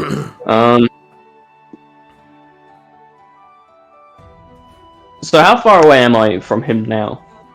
After all of this? After that, you are now about 15 meters away from him. Alright. I'll, considering I'm already doing this, I'll do what I did before, where I'll coat my blade in energy. Okay. I'll extend it a bit, and then I'll swing it at him. In what way are you swinging it? Probably not downwards this time, but like, you know, from the side. Side to side. Oh, okay. All right. Yep. Roll for it. Are you rolling SP then SP. strength or just SP? Yeah. I'll say SP for now. Okay. Just pure SP. In that case, Rakia, you're also going to need to roll me some kind of reaction as you're on the side of this guy, so you might actually get hit by this beam as well. Oh, can I finesse my way out of this situation? You can indeed Or roll evade. finesse. Yeah, you can roll finesse. I think it was basically either you or Fletcher in this scenario. I think Yeah. Yeah. I'll You keep knew what I was dancing. gonna do, you son of a. Yeah. I think I'll just keep dancing. I'll keep dancing. Dancing Queen. Ooh, He's certainly getting it. you're definitely getting it. And I assume because of how you're doing things, I will. No. Yep. So it's just pure energy only. Although I'm assuming that this is willpower infused. Yes, I'm assuming then in that case that our willpower numbers are the same, considering you didn't roll for his. Yes, they are. They are exactly the same. So basically, it will take. Ignores. It'll ignore the willpower effect of like the concept of the Armament. It ignores his ignoring of the armament. So in other words, Yeah. basically, you still roll the damage, so Yeah. you still add the spirit to it. Yeah, okay, so 16d6s plus 4d6s. Plus 8. Jeez. Oh! Jeez. Ow. Sorry You know about what's- that. You know what's funny, Anarche? That single attack is exactly 100% equal to the amount of damage that he's taken over the 3 attacks that he's been hit with. That I literally, like, here's how easy it is. I don't need to plus the damage on the calculator. I just multiply it by 2. Oh.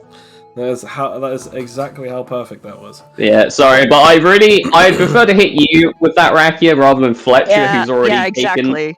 severe amounts of damage. That ain't so- nothing. It ain't nothing, man. It ain't Yeah, nothing, we're don't worry. fine. Yeah. Well, We're it's good. We're interesting cool, that you bruh. say that, considering that you Bruh. are going to have to roll survival. Yeah, I will Right, have to the roll. Dreadnought. Don't say that. Oh, actually, I do get a +1 in survival, so You'll be fine. 10. So, just so that I'm 100% Yeah. aware of this, your vitality is 63. Yeah, it is. Yeah. Okay. Oh. Oh no. Wait, that's not 2 times, is That's- it? that's But it is not over even- 1 point. It's not 1.5. Oh, wow. Oh, Yeah, hey, so you're fine. Because 63 to get to get to that would be 26. It would need to be 31 or 32 to class as 1.5. Okay. I'm so happy that I had that +1 in my Yeah. survival. Yeah, it would need to be 90 something basically. So in other Yeah. words, yeah, that would have been awful. But yeah, no, you just survived not getting an injury or an ailment from that, but you do get hit by the saber. So yeah, that's 89 damage, yeah?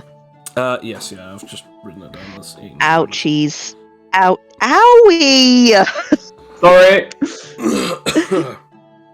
Blimey, mate. That was pretty impressive, I've got to be honest. Yeah, I gotta be honest, I forgot about the sword for like the longest time, and then, yeah.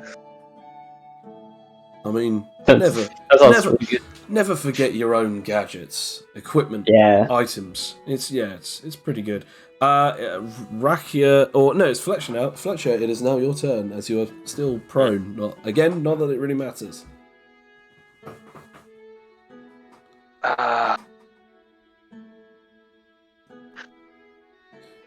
What do I need to roll for a Zerclaw? I think it's 10. 10 what? Hand to hand? Brawl? Willpower. Willpower. Willpower? Okay. Spirit as well, technically. So you can roll spirit instead of willpower. Okay, I'm going to roll. Roll to attack with a Zerclaw. Okay, so you've activated as a claw. Now you have to hit him. Alright, I will use Brawling.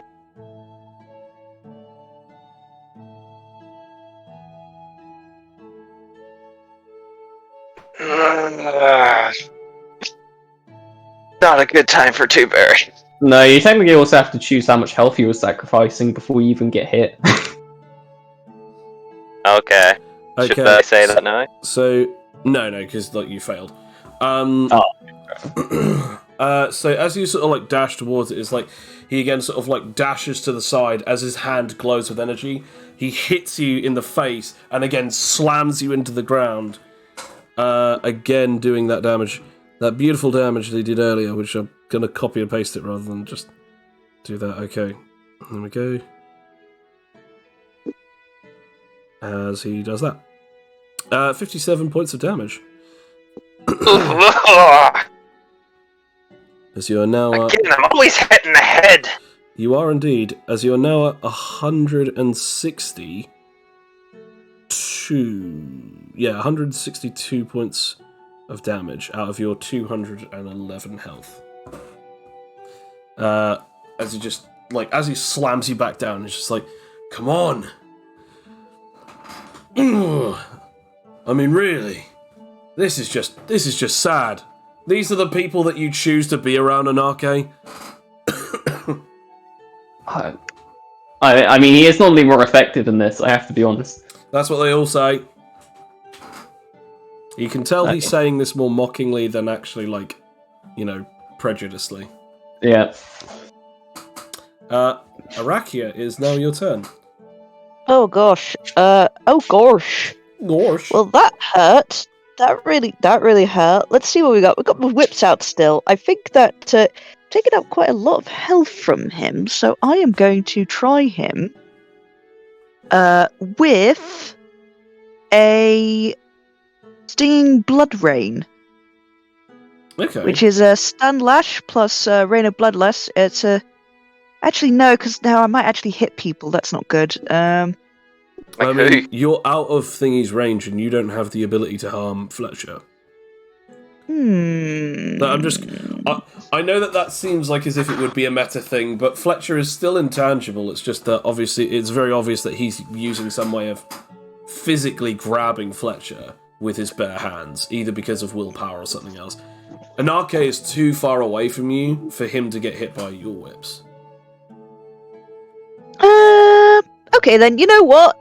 I'm gonna try it. I'm gonna try Stinging Blood Rain, advanced technique, stun lash plus rain of blood lash, a strenuous form, which is 15 plus, as well as a bleeding ailment. The target has to roll against getting stunned for 1d4 of turns.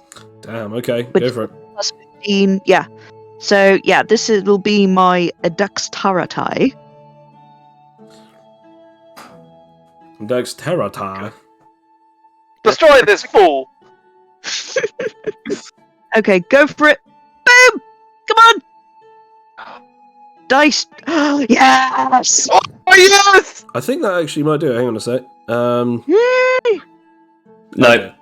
Oh, for God's sake! As you're about to sort of unleash this thing, like you get close to him so that you can actually hit him with the whip, his hand glows and just disappears, reappears very quickly in the blink of an eye, hits you straight in the center mass, and again, his body sort of like begins to sort of fold right next to yours as you realise that he's now using it as an anchoring point to then slam you, down into the ground using this attack as well, as he just boom puts you prone as you take that damage yet again. What, 89? No, you take 65 points of damage. Owie! This guy's really... Ow! That does break your vitality, please. That does. Just again, yeah, survival again. Yeah. Actually, hang on a second. I just realised I was nearly... I almost added it to Fletcher's thing. I was like, damn, Raki, you got hit twice and you're dead. And I was like, no. Well, not dead, but you know what I mean. Okay, so... Okay, survival. Oh, god damn it! Oh, I'm injured. Oh. 94. And then plus the 60, so that's 154 points of damage you're at. You do indeed take an injury. I just now have to have a look at the damage. The majority of the damage... okay, it's from there. Okay.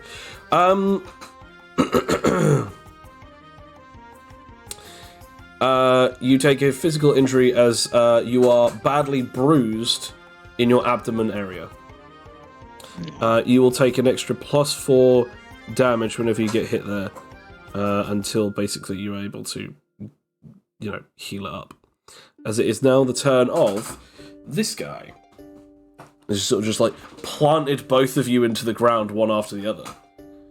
Stay out of this. Anarche. He's quite a dangerous kid. He's my brother. But I can't allow him to walk around with a bunch of weaklings like you guys. He then stands back up. Is that all you've got? Is that all your pals have really got to show me? I mean, I don't know. You got to ask them that, not me. Well, I mean, don't really want to use the Earthbreaker on them, but if they're willing, that could be the way that they go out.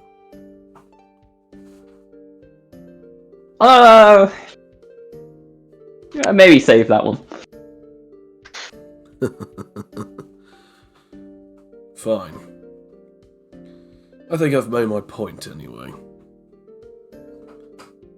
Look, you can do what you want here. I've come here for some vacation time. But whilst I am here, I should probably at least sort one blinding issue out. It's kind of been bothering me a little. You, Phaser. Yeah. Do you concede to victory? And what I mean by that is... Yeah, I know what you mean. It's for the points. Yeah, I give up. Thank you very much. 50% of your points are gone. You are now down to 501 points. A band then appears on this guy's arm. What? Pleasure doing business with you. Oh, wait, is he... I assume he's just walking away now. He does, like, just sort of, like, he like, moves his arms in a certain way as the entirety of the rocks push you both up, out of the way of the rocks, as they then go back to normal, like as if nothing ever happened. The wall that was blocking the traffic moves down, and the street is basically good as new. The earth conveyor belts the three of you out of the way of the traffic, so that you're nice and safe out of the way. And he begins to basically, like, walk in the middle of the traffic, sort of in between the cars, as he just gets back on the pavement. I'm immediately just gonna run over to Fletcher, see what's saying, just check him, his band, everything, just check it. Now that you have okay. Now you have a band brother, I don't think you'll need a phone, because I think you can just call people on these things. Oh, sweet. Yeah. Although, I'm betting that I've got this a lot easier than the others. Maybe, I don't know. No harms, eh, guys? You get it. Yeah. As they're doing No, that, no. Sorry. I would like to see a rematch later. I doubt that you could handle what I've got. Yeah, you always gotta strive for something. Oh, you've tuckered yourself out, haven't you? Don't worry, By we'll the get way, you fixed up. Anarche, when were you going to tell him? No. I don't know. He then walks on over. Puts his Tell him what? Puts his arm around you, Anarche, and he sort of walks away from the other two just a couple of steps.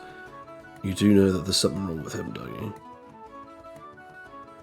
Yeah, he's made a bad deal with someone, which I should probably remind you to be careful of, actually, if you're going to be here.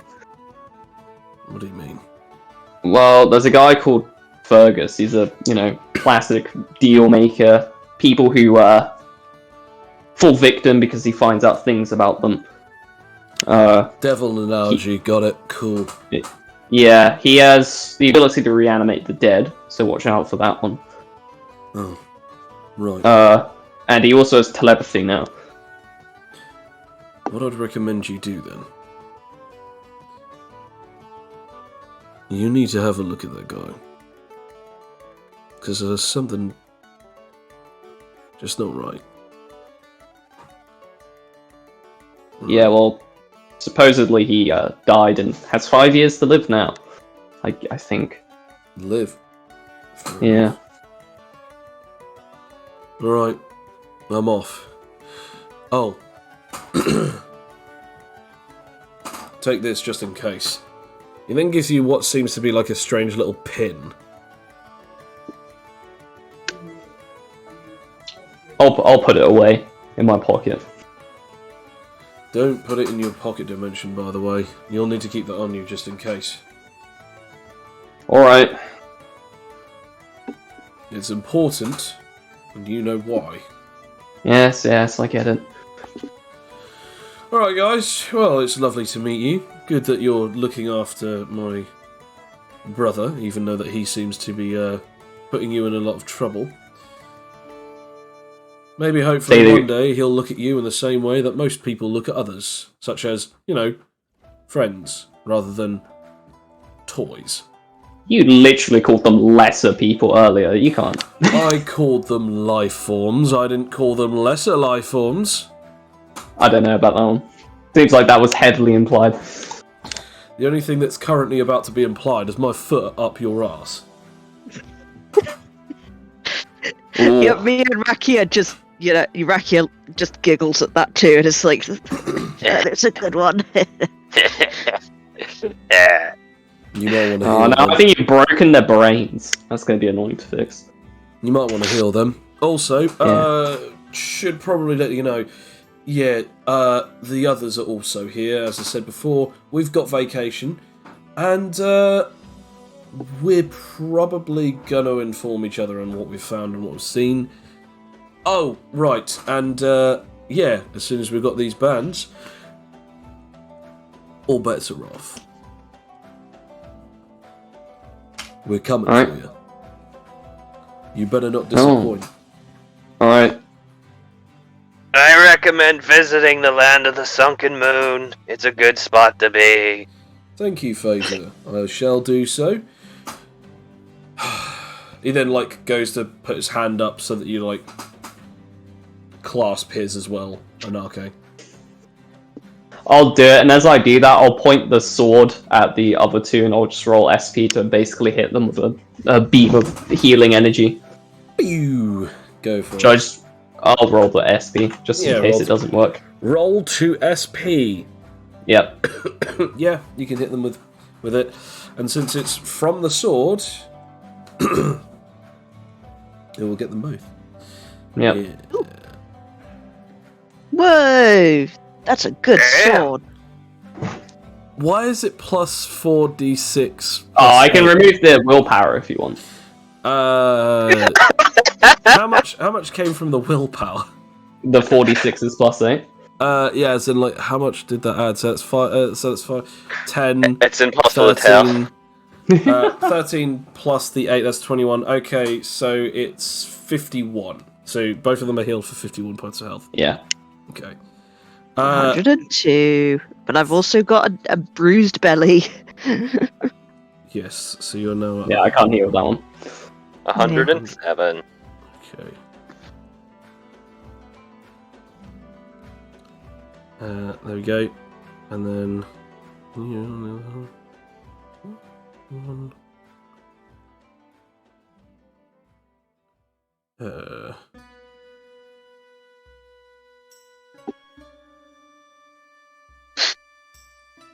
I've immediately forgot what your one was. Fletcher. 107, so... And that's from 111. 211. Okay. So that's... Oh, okay, so that's 103. Yeah. Mhm. That's 104, actually. Sorry. There you go. Woo! And also, Narco, that's 102 XP for you. Oh, okay. I mean, not that that really does anything. No. But there you go. Well, actually, no, is it?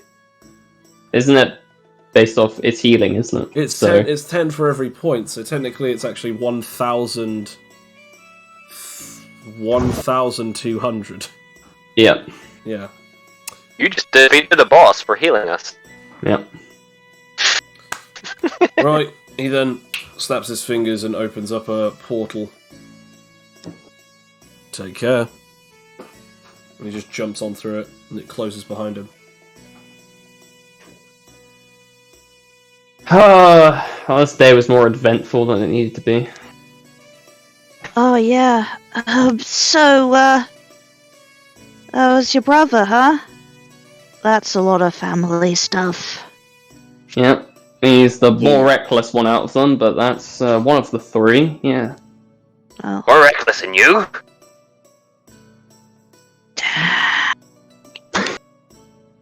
He's awesome. Fletcher, we may need to have a talk. Don't want you getting hurt again. Ugh. That just comes with being me. Yeah, Anyway. I just hold them tight. Just picking need them to up get with back my to bony 10. arms. Yeah. Wait, where's Felix? No, he's in the pocket dimension. Oh. I imagine Hey, they're watching movies by now. Oh my god! I forgot Aldous! We left him with 10! Oh! Aldous is just sat Oh, stood no. there in the door from, hello? Guys? Does anyone want to hear the good word of Animite? No? Ted just pushes a button. No solicitors. the hole just opens up and he falls through. So you guys eventually just head off in the direction of well, you begin to until eventually just you sort of turn around and you just see a guy standing there, just a big bulky Huskonian man just looking at the three of you. And Raku and Fletcher, the two of you notice that this guy is the guy who was chasing you earlier. Oh no. You three have a lot of explaining to do. Do you always invite us with cultists trying to murder us on our first days? It's not 10.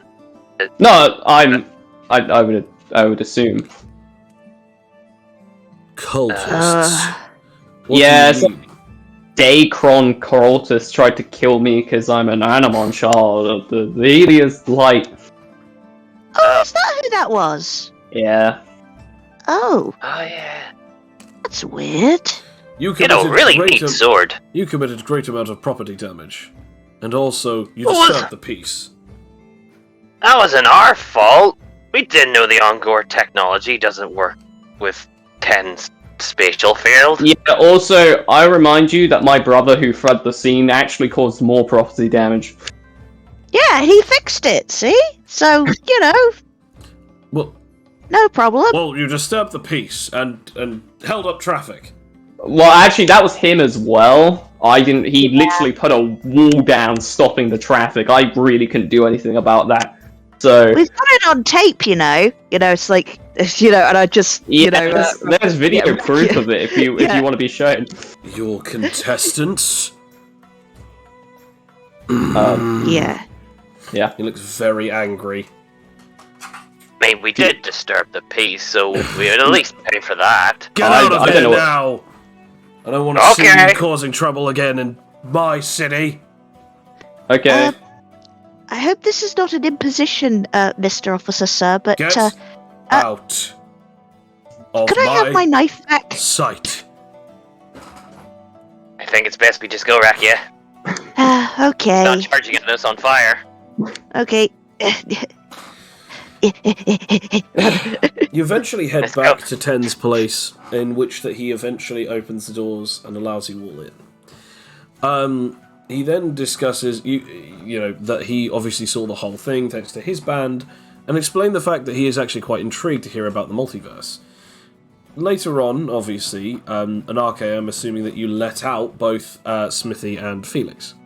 Yeah, I also might do some reading, so I let out the orb, assuming enough. this place is safe.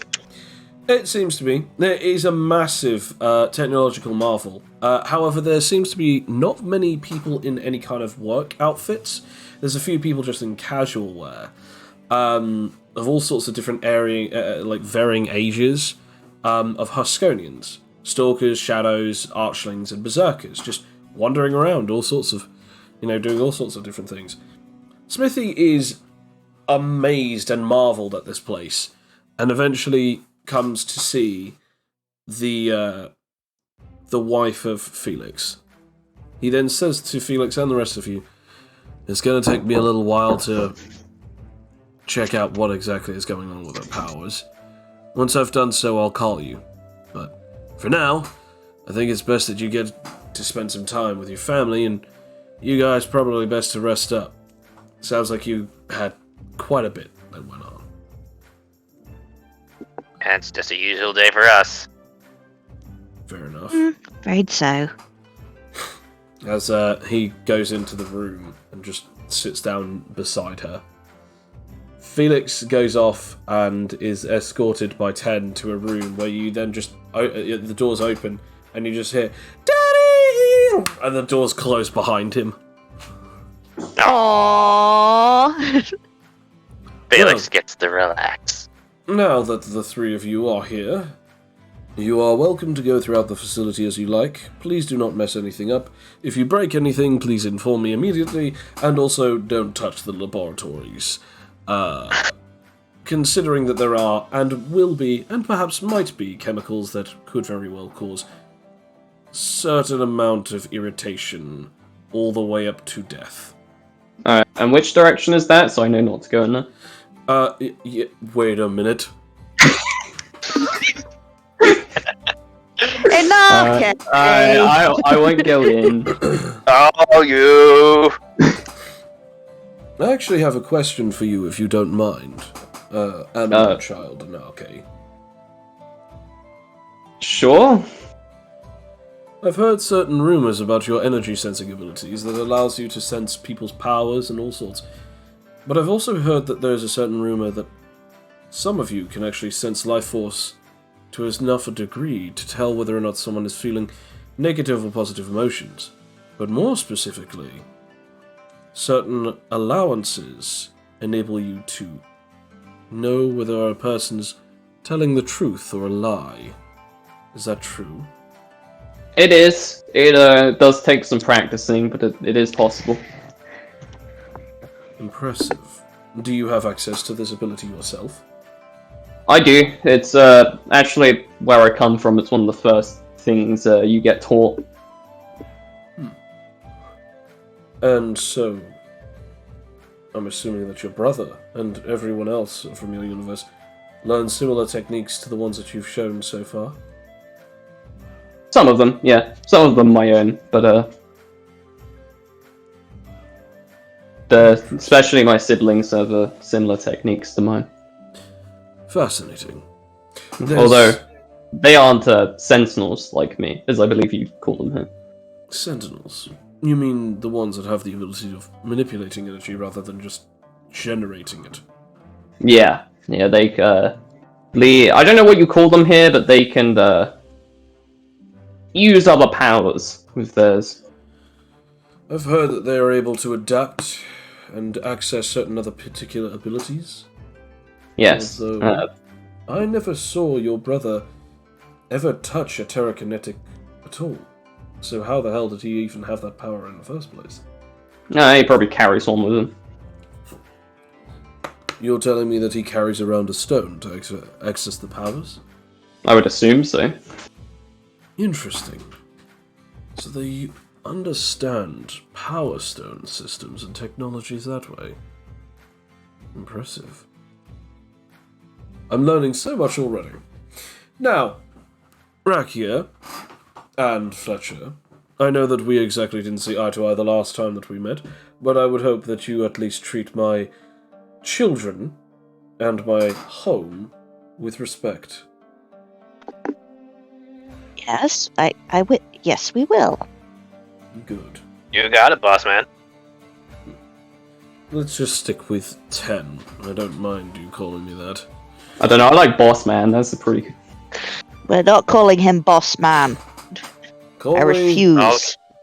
Just call me the Okay, Doctor boss. or 10. That's fine. I have no grievances with you or your children, 10. So there's not going to be any problem there. Very well. I will let you get on with whatever you must. Right, Where... I'm going to have a go with Aldous' biology stone to heal me up quicker. I mean, you can't access it, and I don't think... No, I mean him. Yeah, him doing it.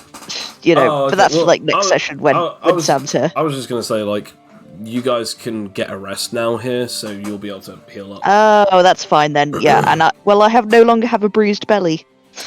I'll just say that Sam's character does actually heal you for it.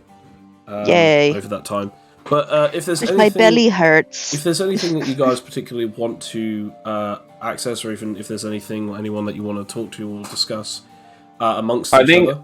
I think unless I will give a proposition. If not, fair enough. I do. If you two just want to relax for a bit, Anarchy does have a bunch of movies and games in his pocket dimension. Oh hell yeah! Yeah, I'm just the Raki. No, sorry, I got to do the Raki voice. Oh hell yeah! Damn! Relaxation with Sensei. Yeah, so if you two want to go and do that, that's all on fine. Yeah, I'd say, they got my best cousin's wedding in here. Oh, Wait, I always how? wanted to watch this. Bloody hell. Anarchy. Is there anything that your brother said that concerns you?